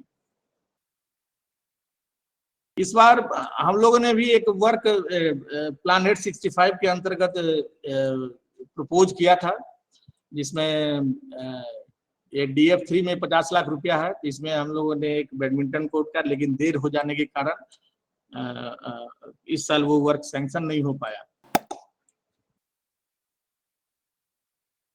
विकास जी कुछ पूछ रहे हैं क्या?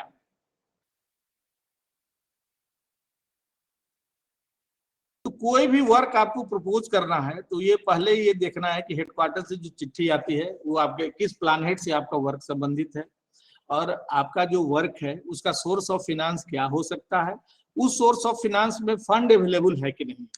उसके बाद आप उस वर्क को प्रपोज कीजिएगा, प्रपोज करके इस पोर्टल पर आगे बढ़ाइएगा और फिर वो पहले PWP में बनेगा, फिर जाएगा। अगर हेडक्वार्टर से शॉर्टलिस्ट हो गया है तो फिर वो FWP में आ जाएगा, फाइनल वर्क प्रोग्राम में आ जाएगा। ये जो भी आप नया प्रपोजल बनाते हैं, मान लीजिए कि आपने कोई वर्क आपका वो प्लान हेड के अगेंस्ट में जो भी सोर्स ऑफ फाइनेंस है उसको मैच करता हुआ वर्क है, तो आपने IRPSM पोर्टल का यूज करते हुए आपने वर्क प्रपोज किया, तो workshop depot initiate the proposal on the portal as per fund prescribe by the zonal railway. जो भी आपका प्लान हेड से संबंधित है उसमें अगर फंड अवेलेबल है और तो आप उसमें वर्क उसमें प्रपोज कर सकते हैं। प्रपोज करने के बाद proposal send to divisional head,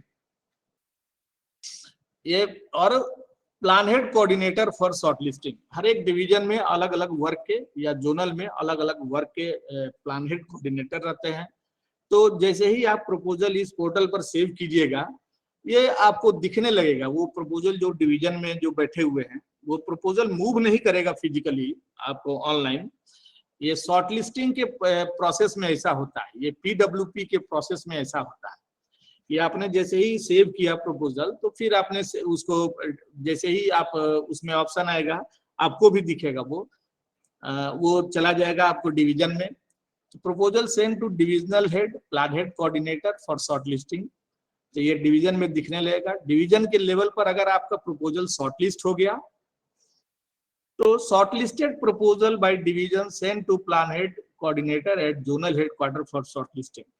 इसके बाद मान लीजिए अगर जोनल हेडक्वार्टर में chief planning and design engineer का ऑफिस जनरली हर जगह जोनल रेलवे में IRPSM को ये करता है, तो उनके पास जाएगा तो वो प्लान हेड कोऑर्डिनेटर के पास भेज देते हैं। तो प्लान हेड कोऑर्डिनेटर हर एक डिवीजन में रहते हैं। आगे हम इसके बारे में बताए हैं कि किस वर्क से किस प्लान से संबंधित इसके प्लान हेड कोऑर्डिनेटर कौन होते हैं। तो फिर प्लान हेड कोऑर्डिनेटर उसको शॉर्टलिस्ट करेंगे। प्लान हेड कोऑर्डिनेटर अगर जोनल रेलवे में शॉर्टलिस्ट उसको कर दिए तो proposal shortlisted by plan head coordinator send to PCME consultation for shortlisting of general manager. फिर वो प्रपोजल दिखने लगता है PCME के हेड में, फिर वो GM के शॉर्टलिस्टिंग के लिए। जैसा कि बताया कि मान लीजिए 100 करोड़ रुपया किसी वर्क में, किसी प्लान हेड में, किसी लोकेशन में अवेलेबल है। अगर 500 करोड़ रुपया का वर्क चला गया तो कुछ तो वर्क आपको डिवीजन में शॉर्टलिस्ट नहीं होगा, तो वो आगे नहीं जा पाएगा। फिर डिवीजन से जाने के बाद फिर जोनल में जाएगा तो आपके प्लान हेड कोऑर्डिनेटर के पास जाएगा। तो जोनल में जो प्लान हेड कोऑर्डिनेटर रहता है, मान लीजिए ये प्लान हेड 65, इसके प्लान हेड कोऑर्डिनेटर होते हैं पीसीपी। तो प्लान हेड 65 से जितने सारे वर्क पूरे रेलवे के रहेंगे वो उनके पास जाएंगे। तो वो देखेंगे कि किसका फंड है, कितना मेरे पास फंड अवेलेबल है, इस प्रपोजल को मैंने अगर ज्यादा प्रपोजल आ गए तो कौन सा ज्यादा लेवल है, किसको आगे बढ़ाया जाए, और कौन सा प्रपोजल को शॉर्टलिस्ट नहीं किया जाए। क्योंकि उस प्लान हेड से संबंधित सारे उस रेलवे के प्रपोजल प्लान हेड कोऑर्डिनेटर के पास ही जाएंगे। तो वो फिर डिसाइड करते हैं इसको शॉर्टलिस्ट करें कि नहीं करें। उनके शॉर्टलिस्ट करने के बाद ही पीसीएमई कंसोलिडेशन के पास जाता है, जो कि फिर वो जीएम साहब की शॉर्टलिस्टिंग के लिए उसको भेजा जाता है।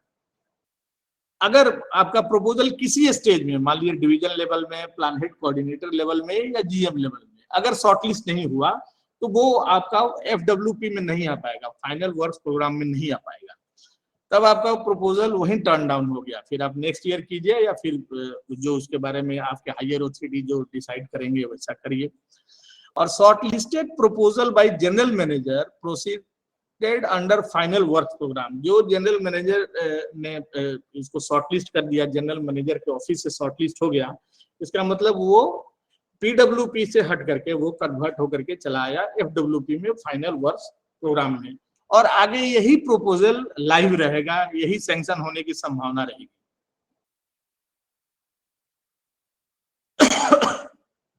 List of plan head and plan head coordinator, जैसे new lines, gauge conversion, doubling, traffic facilities, electrification project, metropolitan transport project. Division level में इसके सीनियर डीओएम रहते हैं, प्लान हेड कोऑर्डिनेटर, और जोनल रेलवे में पीसीओएम रहते हैं।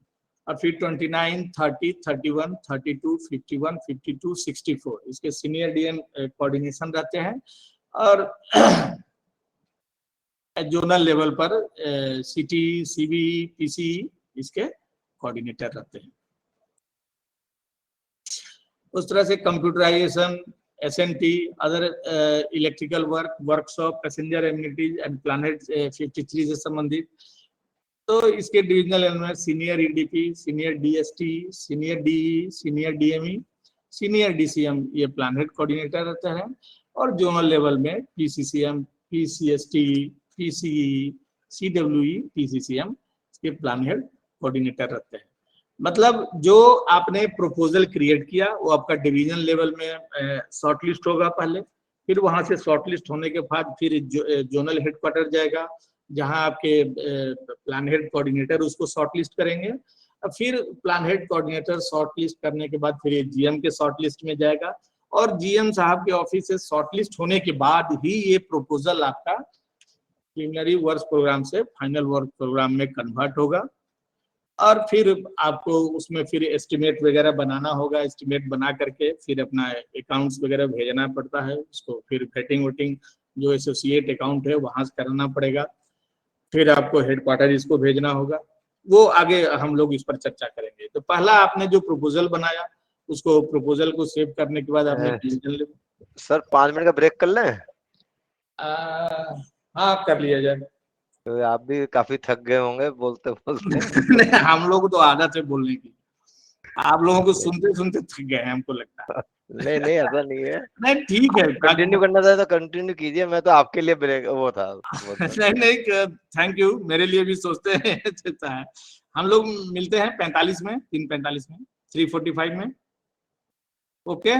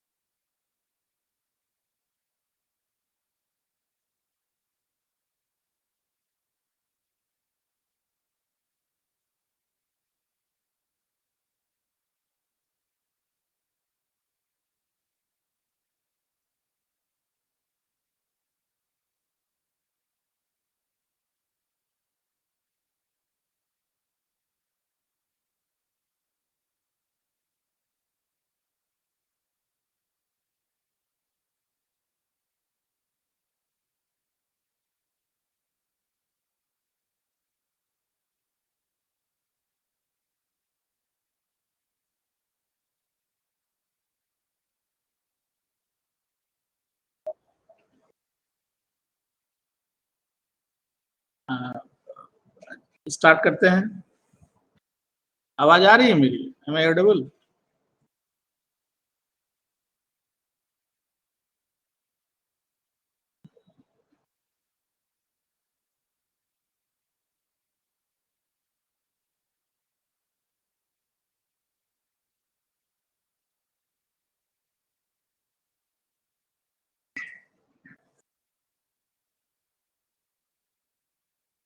Am I audible?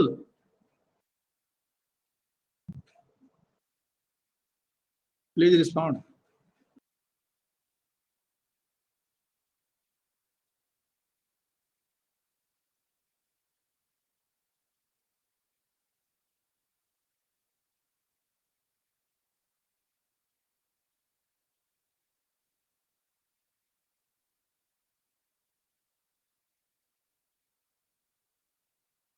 मेरी आवाज आ रही है दिलीप जी?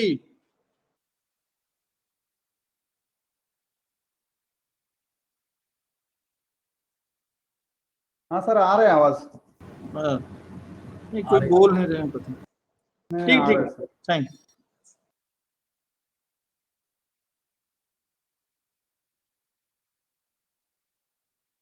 अब मेन आते हैं IRPSM कैसे, ये इसमें क्या क्या काम होता है डिवीजन लेवल पर, ये यूनिट डिपो लेवल पर। IRPSM है to broad division, sanctioning of new project that is work programme, and next is management monitoring of such sanction project.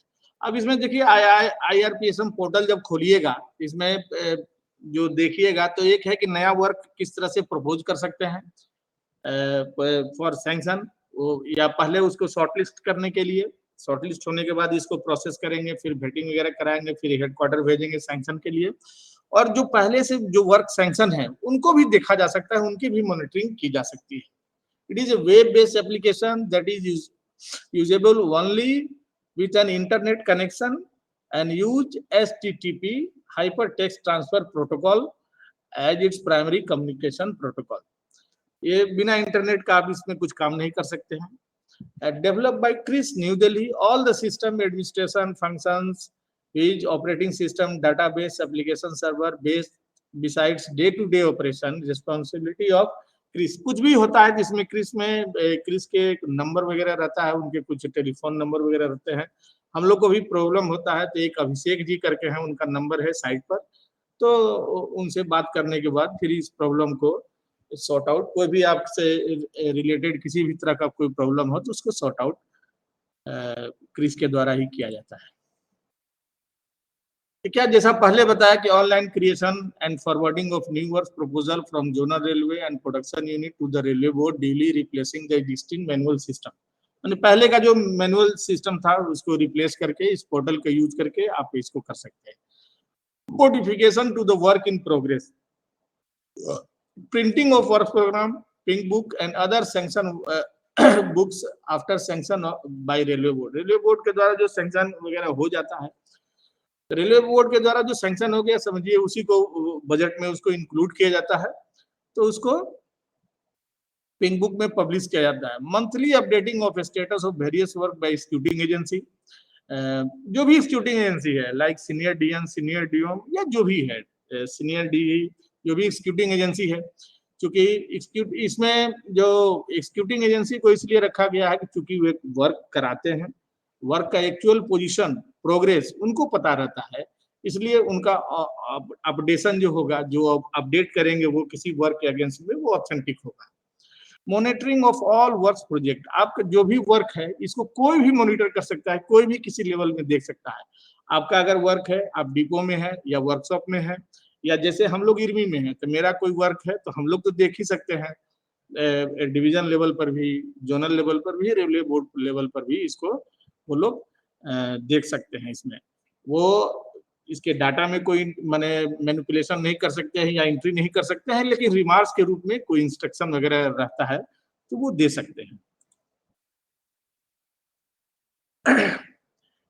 Division, unit, depot, ये जो है ये इसमें है टाइप्स ऑफ यूजर, इसके कौन कौन यूजर है। तो डिपो है, डिवीजन है, यूनिट है, डिपो है, फिर जोनल रेलवे, फिर railway board.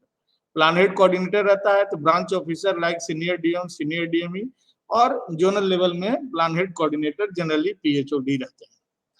Works program coordinator senior DM construction रहते हैं डिवीजन में। CPD chief planning and design engineer रहते हैं आईआरपीएसएम में जोनल लेवल में। और रेलवे बोर्ड लेवल में EDC G executive director civil engineering general जो रहते हैं, इसको ये मॉनिटर करते हैं आईआरपीएसएम पोर्टल को। सैंक्शनिंग अथॉरिटी कौन कौन है? सैंक्शनिंग अथॉरिटी है, मान लीजिए कोई वर्कशॉप है, यहाँ सीडब्ल्यूएम को भी कुछ पावर दिया गया है, तो डीआरएम या सीडब्ल्यूएम या पीएचओडी कहीं वो पीयू है, तो उसके बाद फिर जोनल लेवल में जीएम को दिया गया है, और railway board and minister for railway को ये रेलवे बोर्ड लेवल में ये पावर दिया गया है। एक लेटर है 22/11/2021 का।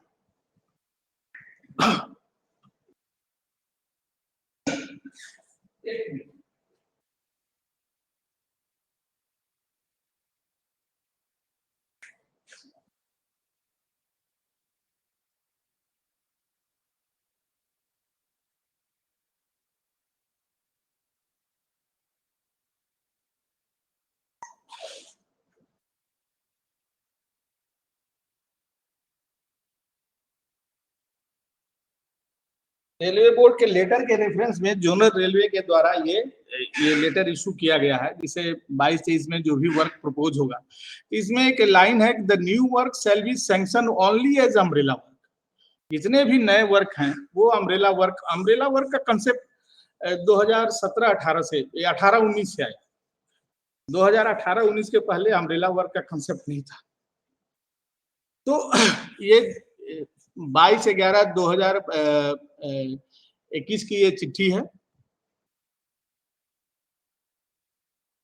ये मेंबर फिनांस के चिट्ठी है। निदेशक सिविल इंजीनियरिंग जी रेलवे बोर्ड की ये चिट्ठी है। इसमें ये कहते हैं कि जितने भी the new work shall be sanction only as umbrella work. जैसा कि पहले हम इसके पहले जो पीडब्ल्यूपी वाली जो बात बता रहे थे, तो आप लोगों ने देखा होगा कि पिंक बुक आइटम नंबर जो दिख रहा था कि ईस्टर्न रेलवे के हेड में, या पिंक बुक आइटम नंबर जो है ईस्टर्न रेलवे का, उसके हेड में उसका सीरियल नंबर है। जैसे कोई भी वर्क सैंक्शन होता है तो उसका एक प्रोजेक्ट आईडी मिलता है और एक पिंक बुक में एक सीरियल नंबर मिलता है। प्रोजेक्ट आईडी जनरली बदलती नहीं है, लेकिन पिंक बुक का सीरियल नंबर, दोनों के बारे में आगे चर्चा करें। पिंक बुक का सीरियल नंबर रहता है। ये सीरियल नंबर हर साल चेंज हो सकता है, क्योंकि कुछ नए वर्क सैंक्शन होते हैं और कुछ पुराने वर्क डिलीट हो जाते हैं, तो इसलिए ये सीरियल नंबर चेंज हो सकता है। तो वो आप लोगों ने देखा होगा कि वो पिंक बुक का सीरियल नंबर दिया गया है, हर एक प्लान हेड का ये मेंशन किए हुए था, और ये लोकेशन दिया हुआ था सोर्स ऑफ फाइनेंस की कितना कितना फंड अवेलेबल है। तो अम्ब्रेला वर्क के तहत उस पिंक बुक में जितने सारे वर्क जो एक्यूमुलेट होंगे उस जोन के, सबको एक साथ रख करके उसको फिर सैंक्शन कर दिया जाएगा। माने जो भी वर्क अगर सैंक्शन होगा अम्ब्रेला के रूप में होगा। अम्ब्रेला वर्क का ये है कि अम्ब्रेला जैसा हिंदी में उसको बोलते हैं छाता। तो एक जगह वर्क वो सैंक्शन होगा और उसके बाद उसका फिर डिस्ट्रीब्यूशन अलग अलग जोनल रेलवे का वो उस जोनल रेलवे को होगा। फिर जोनल रेलवे अपना कुछ आईडी वगैरह देगी, कुछ सीरियल नंबर दे करके अपने यहाँ उसको लॉ बुक वगैरह में या अम्ब्रेला वर्क के अलग से उसमें उसको सीरियल डालेगी। फिर फंड वगैरह देने होने की बात होती है, लेकिन जो भी वर्क अब सैंक्शन होगा वो अम्ब्रेला वर्क के रूप में सैंक्शन होगा। 2018-19 में इसको इंट्रोड्यूस किया गया।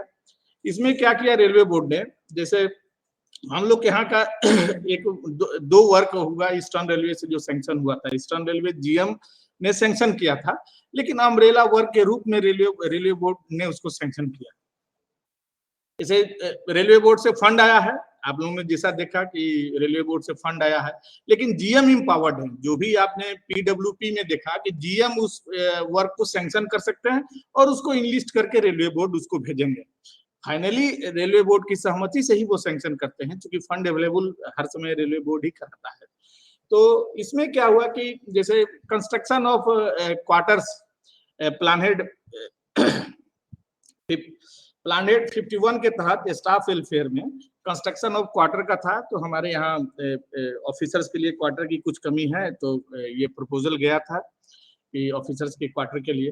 तो इस तरह के जितना proposal construction of quarter for officers and staff के लिए जितना भी प्रपोजल हर एक जोनल रेलवे से शॉर्टलिस्ट होकर के गया, रेलवे बोर्ड गया, तो रेलवे बोर्ड ने क्या किया कि रेलवे बोर्ड ने सारे वर्क को मिला करके नॉर्दर्न रेलवे के, किसी भी रेलवे के अगेंस्ट में कर सकते हैं, नॉर्दर्न रेलवे के पिंक बुक में एक वर्क उन्होंने सैंक्शन कर दिया, construction of railway quarters for officers and staff at various location करके एक सीरियल नंबर दे दिया और उसको सैंक्शन कर दिया। मैंने पूरे इंडियन रेलवे में क्वार्टर से संबंधित जितने वर्क जो है जीएम के द्वारा अप्रूव किए हुए या सैंक्शन किए हुए जो रेलवे बोर्ड के पास गया, रेलवे बोर्ड ने सबको मिला करके एक जगह उसको एक्युमुलेट करके सैंक्शन करा दिया गया। इसी को अम्ब्रेला वर्क कहा जाता है। बाद में वो फिर उस जोनल रेलवे को पास जाएगा, फिर जोनल रेलवे अपना सीरियल नंबर वगैरह दे करके फंड वंड का डिस्ट्रीब्यूशन वगैरह जो होगा वो करेंगे। लेकिन 22-23 से अब जो भी कोई भी नया वर्क जो भी प्रपोज करना होगा वो अम्ब्रेला वर्क के तहत ही प्रपोज करना होगा, ऐसा रेलवे बोर्ड का गाइडलाइन है।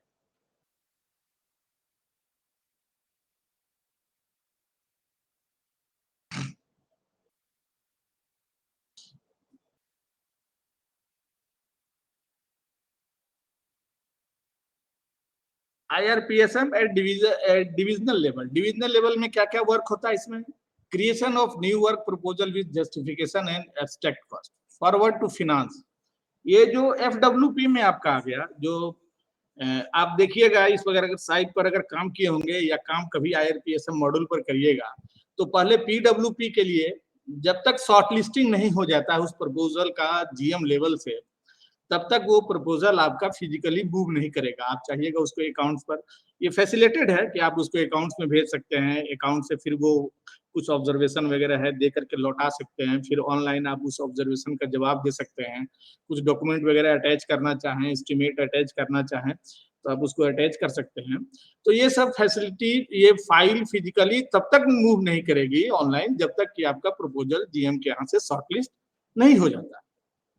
शॉर्टलिस्ट होने के बाद forward to finance, senior DFM या WA for vetting, sanction proposal by DRM। अगर DRM के पावर में है तो वो सैंक्शन कर सकते हैं, अगर उनके पावर में forwarding the proposal to zonal railway if beyond DRM power, adding all the work sanction under DRM's power to the list of in progress work in IRPSM, assigned unique project ID as.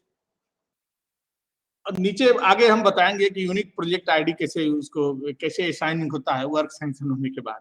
Reporting the status every month for each work by respective executive agency, और work sanction हो जाएगा। फिर इसमें finance का allocation होगा, माने fund इसमें मिलेगा। फिर इसमें एग्जीक्यूटिंग एजेंसी का निर्धारण होता है, एग्जीक्यूटिंग एजेंसी नॉमिनेट होती है और फिर वो उसका डिटेल एस्टिमेट वगैरह बनाते हैं। डिटेल एस्टिमेट बना करके उसको भेंट करा करके फिर टेंडरिंग वगैरह का प्रोसेस वगैरह शुरू करते हैं। Generation and printing if desired और वर्क प्रोग्राम रिपोर्ट, कोई भी रिपोर्ट है आप IRPSM पर इसमें जनरेट कर सकते हैं, प्रिंट कर सकते हैं। जोनल रेलवे में क्या होता है?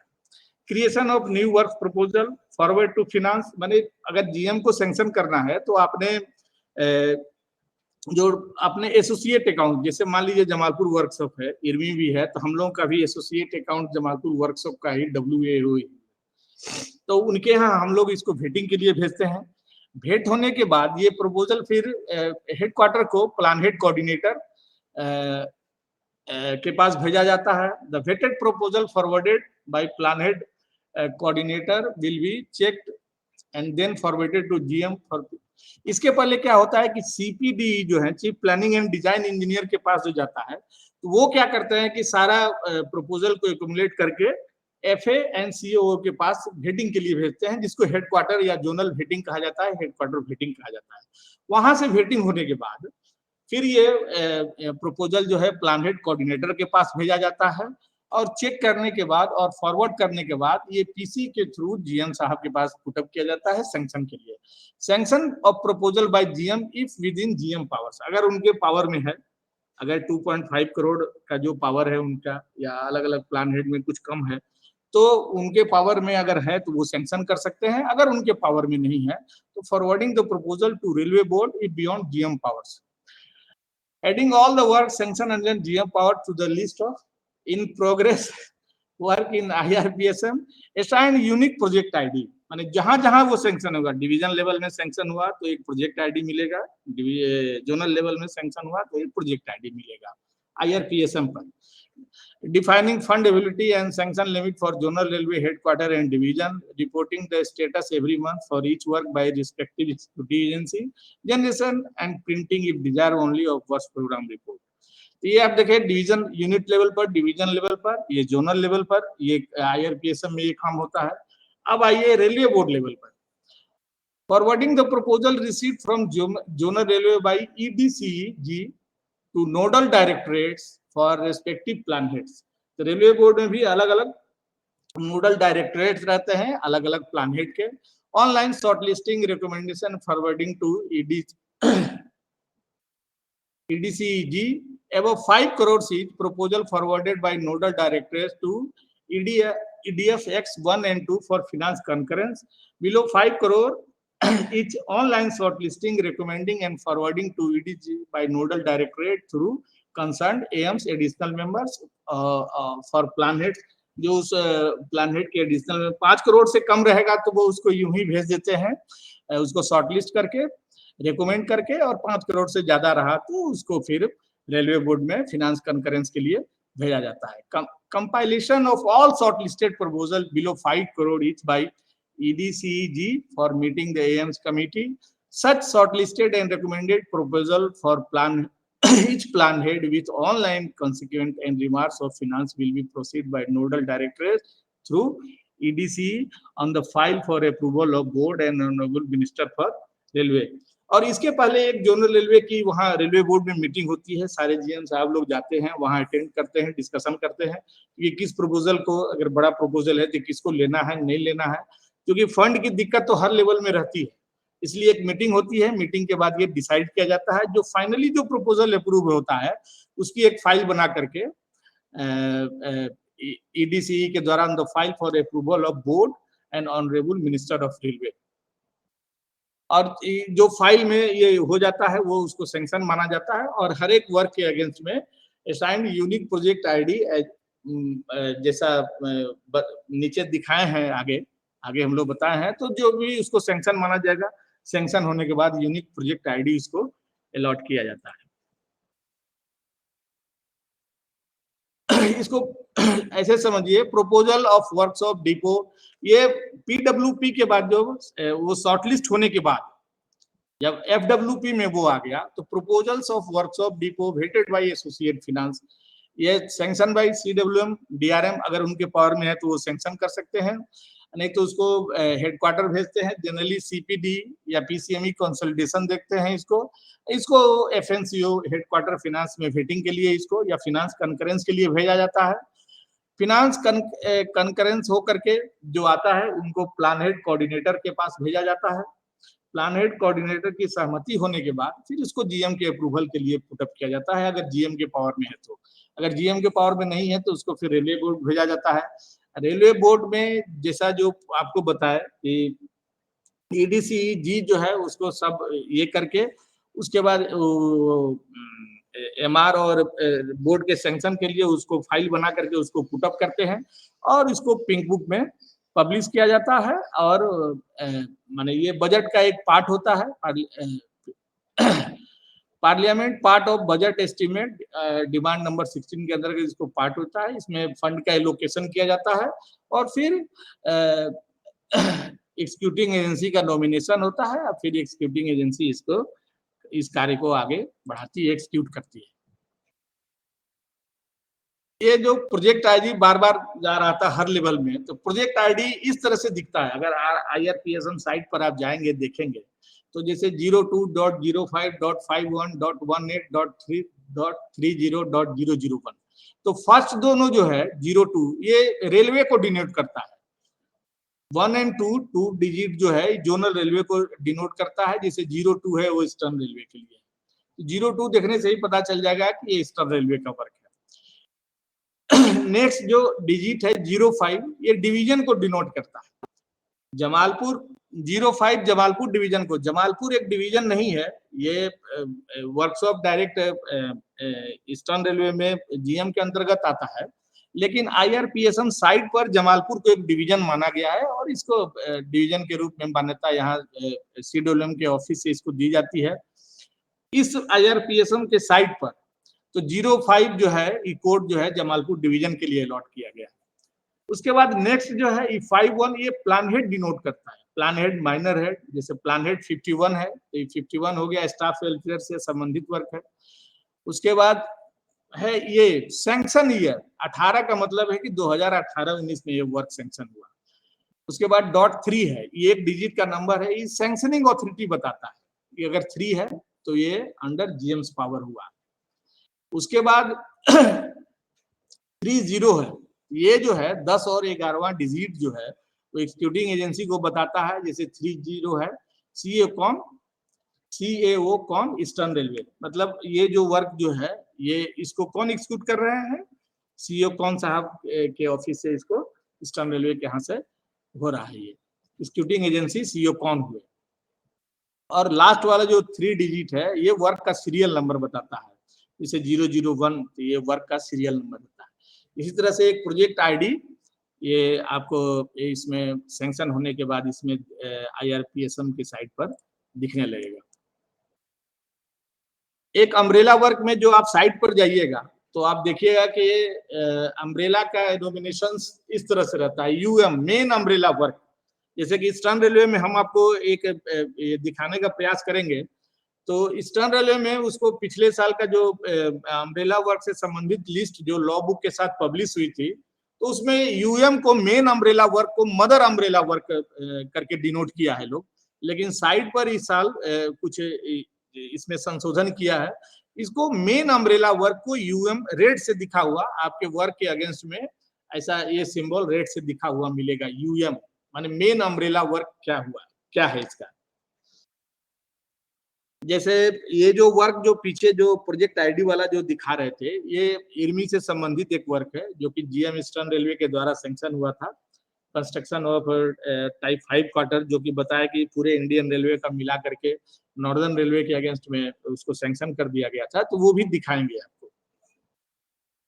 तो यूएम हो गया मेन अम्ब्रेला वर्क, जिसको कि ईस्टर्न रेलवे में पिछले साल तक, तो इस साल का तो अभी पब्लिश नहीं हुआ है, लेकिन पिछले साल तक उसको मदर अम्ब्रेला वर्क करके डिनोट करता था लोग। इसे multi railway main umbrella work हो गया कि जितने सारे रेलवे के वर्क जो है मिला करके एक वर्क में उसको किसी जोनल रेलवे के पिंक बुक सीरियल नंबर के अगेंस्ट में उसको सैंक्शन कर दिया गया रेलवे बोर्ड के साथ।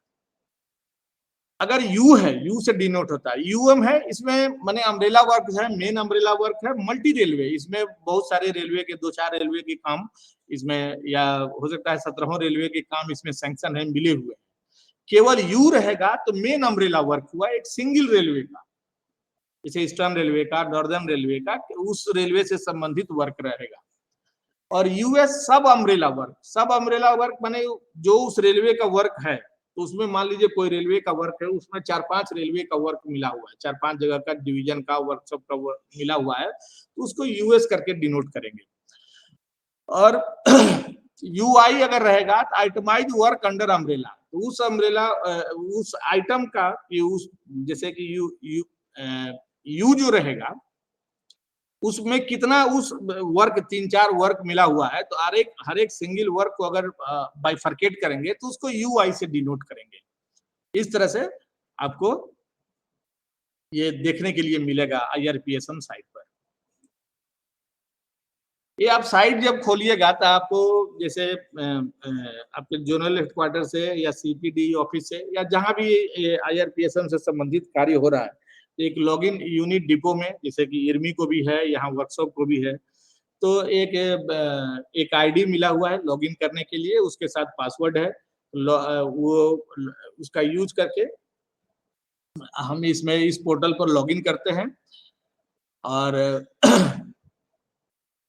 जैसे इसमें मेन अगर आप नीचे वाली आईडी देखेंगे, यूनिट का डिपो का आईडी जो देखेंगे, तो उसमें आपको 4 चीज दिखेगा लॉगिन करने के बाद। मेन्यू बार में प्रपोजल बैंक, इसको अगर क्लिक करेंगे तो ड्रॉप डाउन मेन्यू में समरी है, शॉर्ट लिस्टिंग ऑफ प्रपोजल है, क्रिएट न्यू प्रपोजल।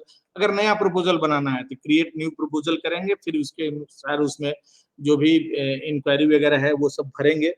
भरने के बाद उसको सेव करेंगे। और सेव करने के बाद जैसे ही आप इसको सेव करेंगे, आप वो दिखने लगेगा वहां डिवीजन में। डिवीजन लेवल में भी जब शॉर्ट लिस्ट करेंगे तो फिर ये आप भी अगर खोलिएगा उस वर्क को तो देखिएगा कि उस बार में जो वर्क के अगेंस्ट में कहाँ कहाँ से शॉर्टलिस्ट हुआ, आपका प्रपोजल कहाँ पर है, ये सब पता चलता है। Distribution of outlay and outbox ये सब भी दिखेगा। नेक्स्ट जो है वो सैंक्शन वर्क दिखेगा। सैंक्शन वर्क में क्या है कि जो पहले से सैंक्शन किया हुआ, ये प्रपोजल बैंक है, जो नया प्रपोजल करना है तो आपको इसके अंतर्गत करना है।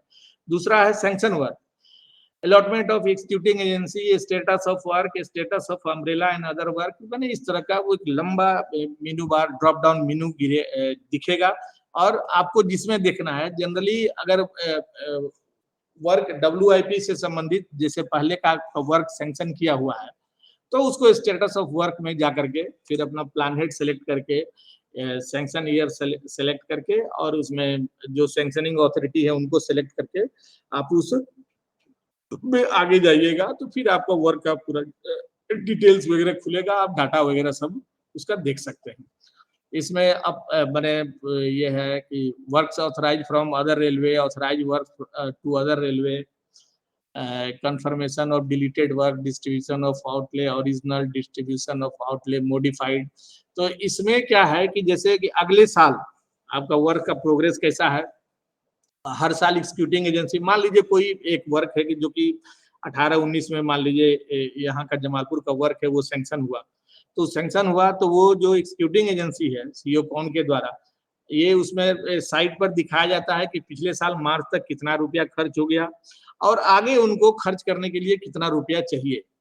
तो वो डिस्ट्रीब्यूशन ऑफ आउटले भी उनको साइट पर ही देना होता है, जिससे जिसमें नेक्स्ट ये जो बजट ईयर के लिए फंड आए तो उस वर्क के अगेंस्ट में फंड का अलॉटमेंट किया जा सके। फिर रिपोर्ट है एक दिखेगा, वॉल्यूम लॉ बुक रिपोर्ट, और एक एडमिनिस्ट्रेशन दिखेगा कि एक्टिव लॉगिन आईडीज कितना है, passenger amenities, user login details, अगर ये चाहे तो देख सकते हैं। Main proposal bank and sanction work मेनू में ही काम होता है। ये प्रपोजल बैंक को ड्रॉप डाउन मेन्यू में ये सब दिखेगा, सैंक्शन 1 के ड्रॉप डाउन मेन्यू में ये दिखेगा, रिपोर्ट में ये सब दिखेगा। फिर जब आप काम करना इसमें शुरू कीजिएगा तो फिर धीरे धीरे इजी होता जाएगा। कोई वैसी माने कोई वैसा कॉम्प्लिकेशन वाली कोई बात है नहीं इसमें। Sanctioning power of work programme क्या है कि रेलवे बोर्ड क्या है कि जैसा कि आप देखे पिछले बार डिस्कशन हुआ पहले कि वर्क अबव 2.5 करोड़ जो है वो रेलवे बोर्ड के द्वारा सैंक्शन किया जाता है जनरली, लेकिन इसका मतलब नहीं है कि अगर कम वैल्यू का वर्क है तो वो भी रेलवे बोर्ड उसको सैंक्शन कर सकता है। जनरल मैनेजर जो है वर्क अप टू ₹2.5 करोड़ और प्लान हेड 51 स्टाफ वेलफेयर से संबंधित कोई वर्क है तो 1 करोड़ तक का वर्क वो सैंक्शन कर सकते हैं। PHOD and DRM CWM worth up to 2.5 crore, plan head 16, 29, 30, 31, 32, 53. A work up to 1 crore, plan head 33, 36, 42, 64. और DRM जो है प्लान हेड 65 का वो इस बार इम्प्लीमेंट हुआ है कि ट्रेनिंग एंड HRD से संबंधित वर्क भी DRM सैंक्शन कर सकते हैं अप टू 1 करोड़, लेकिन CWM को ये पावर नहीं दिया गया है। DRM CWM जो है प्लान हेड 51 में 20 लाख तक का वर्क, स्टाफ वेलफेयर से संबंधित 20 लाख तक का वर्क, GM 1 करोड़ तक का वर्क स्टाफ वेलफेयर से संबंधित इसको सैंक्शन कर सकते हैं। ये मैं दिखा रहा था जैसे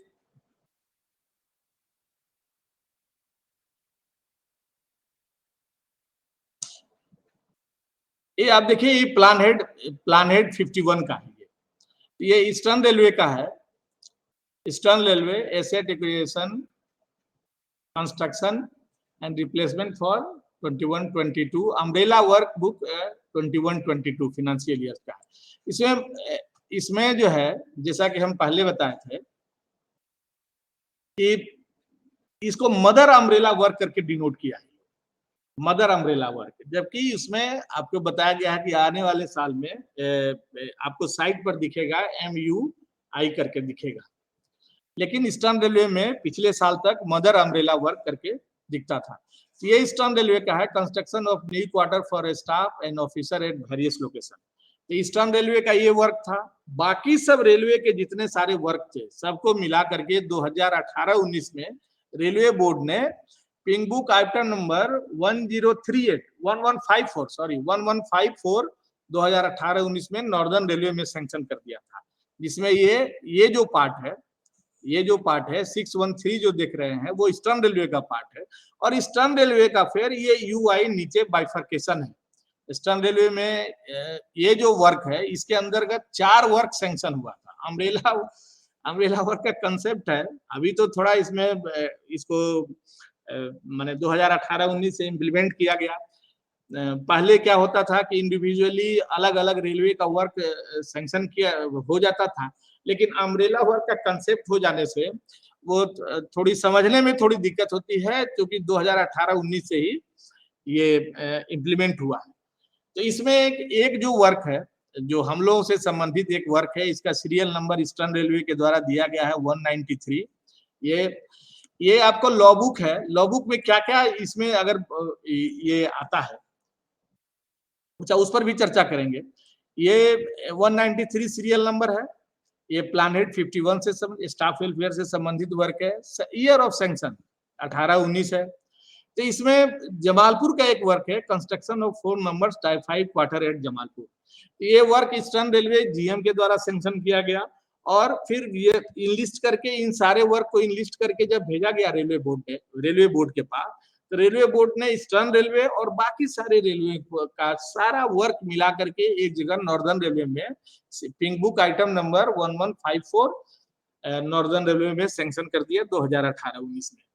तो इसी तरह से ये अम्ब्रेला वर्क का कंसेप्ट 2018-19 से इम्प्लीमेंट हुआ, और अभी भी उसको वैसे ही फॉलो किया जा रहा है।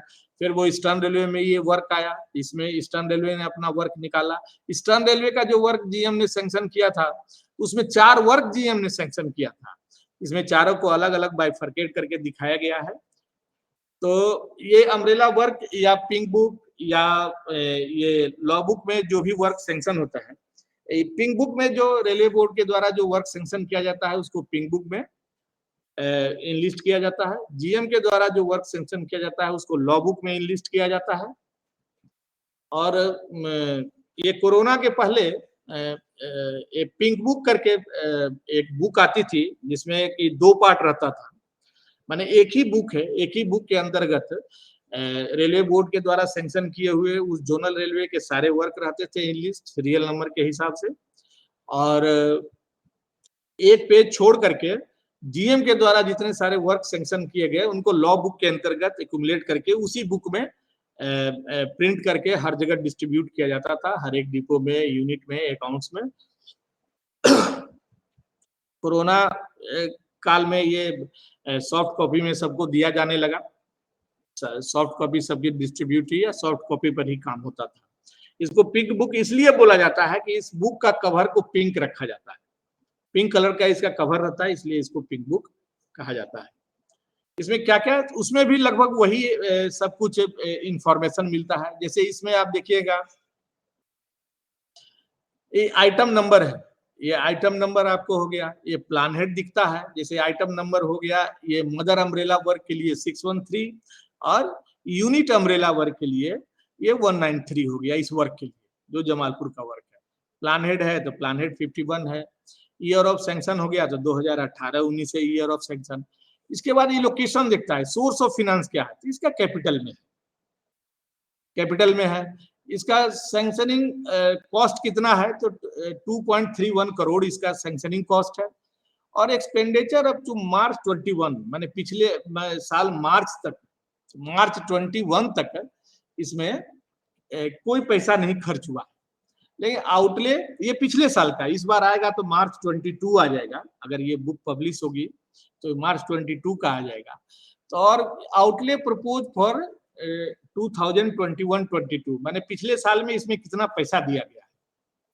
ये बताता है, सबसे ज्यादा इंपॉर्टेंट यही है। ये देखा जाता है कि इस वर्क को करने के लिए इसमें कितना फंड अवेलेबल है।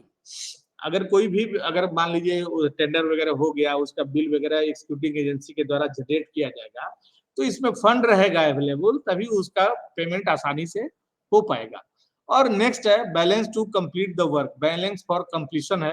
तो ये जो एलोकेशन हुआ, अगर कोई खर्च नहीं हुआ, 2.31 करोड़ है, 1.89 पिछले साल मिला था, और इसमें 41.83 लाख बचा हुआ रह जाएगा जो नेक्स्ट ईयर के लिए। तो अगर जितना फिर, अगर जो फिर नया जो आएगा, तो इसमें ये ऐसा हम लोग जानते हैं कि इसमें कोई काम हुआ नहीं है, तो फिर इस बार देखिए कितना पैसा वो मिलता है और कितना बचा हुआ रहता है। तो ये जो इंफॉर्मेशन है वो आपको पिंक बुक में, लॉ बुक में, ये अम्ब्रेला वर्क भी उसी में लिस्ट किया हुआ रहता है, उसमें पता चलेगा।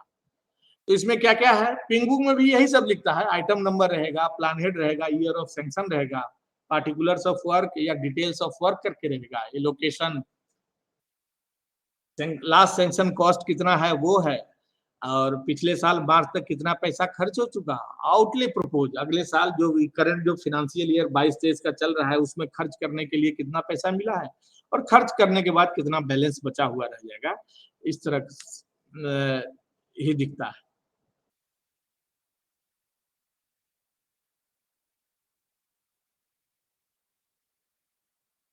एक 2018-19 में, चूंकि 2018-19 में रेलवे बोर्ड के द्वारा सारे सीटीआई के डेवलपमेंट के लिए बड़ौदा को छोड़ करके, नायर बड़ौदा को छोड़ करके बाकी सीटीआई के लिए करीब करीब 100 करोड़ रुपया का फंड मिला था, उसी में हम लोगों ने कुछ वर्क वगैरह प्रपोज किया था जो कि सेक्शन हुआ था। ये प्लान 65 से संबंधित वर्क है। ये है infrastructure development of IRMI and its hostel phase 1, ये भी 2018-19 में ये सैंक्शन हुआ था।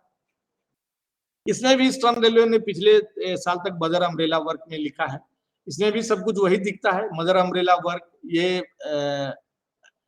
1038 था, ये 1154 है 2000। ये भी नॉर्दर्न रेलवे में ही वर्क सैंक्शन हुआ था। ट्रेनिंग फैसिलिटी, जितने सारे इंडियन रेलवे में ट्रेनिंग इंस्टीट्यूट है उनसे संबंधित वर्क जितने थे सबको मिला करके रेलवे बोर्ड ने एक जगह नॉर्दर्न रेलवे में सैंक्शन कर दिया 2018-19 में, सीरियल नंबर 1154। उसमें अम्ब्रेला वर्क के तहत इसमें 713 उसका सीरियल नंबर था जो ईस्टर्न रेलवे का अम्ब्रेला वर्क है। और इसको फिर बाइफर्केट करके जमालपुर का जो काम है, जो हम लोग का काम है ये इर्मी से संबंधित, इसका सीरियल नंबर 419 है, ये पिछले साल में था। ये जो item number, pick book item number, law book item number, जैसा बताया कि ये चेंज भी हो सकता है। और किसी तरह का कोई भी अगर कम्युनिकेशन करना है, बेनिफिशियर या हायर अथॉरिटी को कम्युनिकेशन करना है, कुछ लेटर वगैरह लिखना है या कोई इंफॉर्मेशन देना है, तो पिंक बुक आइटम नंबर या लॉ बुक आइटम नंबर तो लिखना पड़ता है।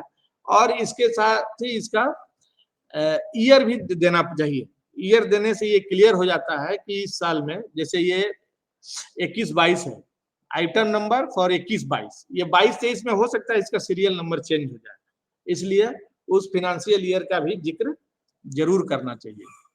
इसमें भी वही सब इंफॉर्मेशन है, जैसे आइटम नंबर हो गया, प्लान हेड हो गया, सैंक्शन ईयर हो गया, पार्टिकुलर्स ऑफ वर्क हो गया, एलोकेशन हो गया, सोर्स ऑफ फाइनेंस इसका आरआरएस के है, उसका कैपिटल था, लास्ट सैंक्शन कॉस्ट इसका कितना है, एक्सपेंडिचर कितना हुआ पिछले साल मार्च तक, उसके बाद इस साल खर्च करने के लिए आउटले प्रपोज फॉर 21-22, इस साल खर्च करने के लिए जैसे इसमें 30 लाख रुपया मिला था, और balance to complete the work 1 crore 17 lakh रुपया इसमें रह गया था।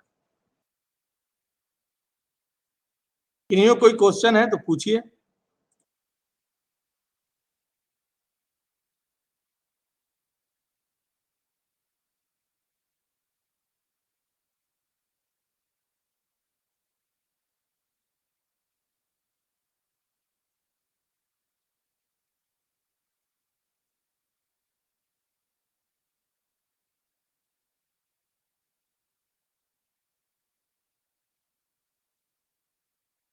अग्रवाल सर। हाँ बताइए सर। नहीं, कोई क्वेश्चन वगैरह किन्हीं का हो सर तो हाँ किन्हीं का कुछ अगर क्वेश्चन वगैरह है तो मैं कोशिश करूंगा जवाब देने का। नहीं मेरा तो कोई नहीं है, और किसी का है तो बताइए, मैं हाँ कुछ सर। उसमें। हाँ जी। हाँ मनोज जी। सर नहीं, सर मेरी क्लोज तरफ से करूं, तो, इजाजत है? अरे मेरे से क्या इजाजत लेनी, आप यहाँ पे इंस्ट्रक्टर है। ये कोर्स हो रहा है सर आप लोगों के लिए। हाँ हाँ, नहीं, नो डाउट हाँ नो डाउट, ये तो और बात आपने है बहुत सर। मेहनत करी है, इसमें कोई दो राय नहीं है, काफी मेहनत करी है। लेकिन मैं आपको भाई सबको ये कहना चाहूंगा कि मैं बोर्ड में रहा हूँ, और इस सर वाले सर में हमने 17-18 में हमने प्रपोज किए थे लमसम वर्क के अंतर्गत, कई सारे जी। वर्क को कंपाइल करके एक टाइप के वर्क को कंपाइल। अम्ब्रेला वर्क क्या है, one type of the work को हमने कंपाइल कर लिया। हाँ बस हाँ आपने आपने टाइप वर्ड नहीं इस्तेमाल किया था, वन हाँ टाइप हाँ ऑफ वर्क, जैसे कि कहीं हाँ पर भी पुल बन, हाँ, एक तरह का work pool, sir, single type of work, one type of work हो गया। Correct sir, correct. हमने कोच के, वैगन्स के और लोको के कुछ जी एक एक टाइप के वर्क्स को पूरी इंडियन रेलवे के मतलब 16 जोन्स के जी वर्क्स जी को जी मिला करके हमने लमसम वर्क नाम दे दिया था 17-18 में। जी जी। अ, अच्छा, सत्रह हमारे अठारह 17-18 में, तो अच्छा। उसके ये सिस्टम सबको बहुत अच्छा लगा। तो उसके बाद अम्ब्रेला वर्क की पॉलिसी फ्रंट में आई। हाँ तो लेकिन अम्ब्रेला वर्क 2018-19 में ही सर हाँ, ये हुआ 18-19 में आई ना, उसके बाद सर। आई, उससे पहले हमने 17-18 में, आप पिंक बुक में जाकर के देखेंगे 17-18 की, अच्छा, तो लमसम आपको वर्क करके। तो लमसम वर्क मिलेगा आपको okay sir, okay. Railway board level पर, जो हमने नॉर्दर्न रेलवे के नाम पर मतलब सैंक्शन कराए थे, पूरी हाँ इंडियन रेलवे के, फिर उस बाद में साल, उसको डिस्ट्रीब्यूट किया था। हाँ उस साल तो काफी ये वर्क सैंक्शन हो गया था सर, अब पता ही नहीं चलता था कहाँ सैंक्शन हुआ, कहाँ इसको देखा जाए। हाँ, वो कहीं उसका रीजन दिखता। यही था, क्योंकि लमसम वर्क के रूप में हमने सैंक्शन करा करके हाँ फिर उसको जो है हमने मतलब डिस्ट्रीब्यूट कर दिया था सभी रेलवेज को। सर तो सर। अनफॉर्चुनेटली मुझे अभी भी ध्यान है, 300 करोड़ और 500 करोड़ के वर्क थे ये। जी जी कोचिंग के आपके 300 करोड़ के थे, वैगन के भी 300 करोड़ के थे, और लोकोस के, आपके डीजल लोको के 500 करोड़ के वर्क थे। जी तो ये उसके बाद रेलवे बोर्ड ने थ्योरी निकाली अम्ब्रेला वर्क की, जी जी इसी लमसम वर्क को ध्यान में रखते हुए। Sir sir. और इस थ्योरी से जो है काफी यूनिफिकेशन आया, मतलब वो आया, यूनिटी आई, जिससे कि जी कई जी सारे वर्क जो कई सारी रेलवेज वगैरह प्रपोज नहीं कर पाती थी, जब सर उनको सर। पता चला कि इस टाइप के अम्ब्रेला वर्क निकल रहे हैं, तो चलो हम भी एक वर्क अपना डला देते हैं, तो कई सारे वर्क बनने सब शुरू हुए उसके बेस सबसे पे। बड़ी बात हो गई सर कि इसमें एक नायर से, हम लोग का सीटीआई इरमी जो है वो नायर के अंडर अब ये अंदर पूछ में ही रहे है। हैं, इंद्रदेव जी पूछ रहे हैं, what is the sir difference between the umbrella work and lump sum work. Lump sum work basically तो इंडिविजुअल वर्क को भी लमसम वर्क बोलते हैं, लेकिन हमने अम्ब्रेला वर्क की इंद्रदेव जी अम्ब्रेला वर्क की फॉर्मेट में है, पहले हमने इंट्रोडक्शन किया था सिस्टम, जिसको हमने लमसम वर्क एक नाम दे दिया था, बाद में इस नाम को चेंज करके अम्ब्रेला अम्ब्रेला। वर्क नाम दे दिया गया। सर और बाकी जो पिंक बुक में लमसम वर्क वर्ड आता है, वो है लेस देन 2.5 करोड़ के वर्क को सैंक्शन करने के लिए लमसम वर्क एक अलग से बोल देते हैं। तो दो थ्योरी अलग अलग है। लमसम वर्क उनको भी बोल देते हैं जो कि 2.5 करोड़ से नीचे है ना, 2.5 करोड़ से सर नीचे कई सारे वर्क्स होते हैं, तो वो भी लमसम वर्क में ही आते हैं। लेकिन एक हमने थ्योरी नहीं बनाई थी 2017-18 में, सर वो बनाई थी हमने lump sum work more than 2.5 crore के। सर। बाकी बढ़िया है, बहुत अच्छा है ये वाला, मतलब कि जब से, नो डाउट आपने सही बात बताई कि जब से ये आईआरपीएसएम शुरू हुआ है, तब से नए वर्क में पेपर वर्क बहुत रिड्यूस हुआ है। हाँ बहुत। कई सारी चीजें जो हैं आपकी मतलब जो छूट जाती थी, वो इसमें छूटनी बंद हो गई हैं। Sir sir. जब कोई प्रोजेक्ट सैंक्शन करना होता था, तो पता चला कि कई सारी चीजें उसमें नहीं है, हाँ पहले पेपर्स नहीं है, आरओआर कैसे सैंक्शन करे जाए, आई जी जी आरओआर की कैलकुलेशन कैसे करी जाए, जब ये अलग पेपर नहीं है। अब जी जब जी। तो ऐसे कर, बट बाकी थैंक यू सर, आपने बहुत बढ़िया लेक्चर दिया, बहुत अच्छे बेसिक से आपने सबको अच्छा समझा। Sir.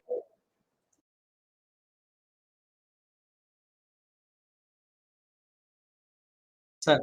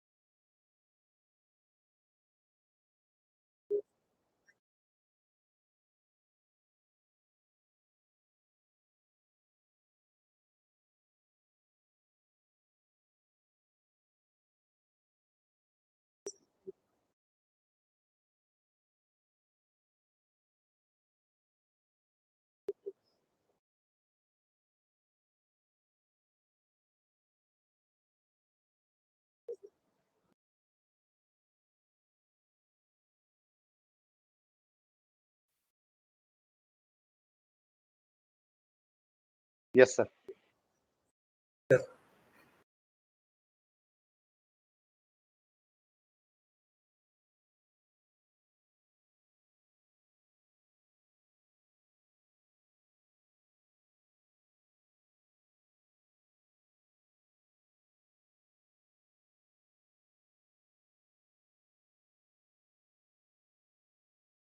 Thank you, sir. Thank you.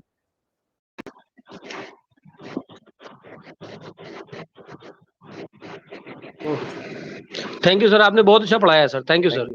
Thank you.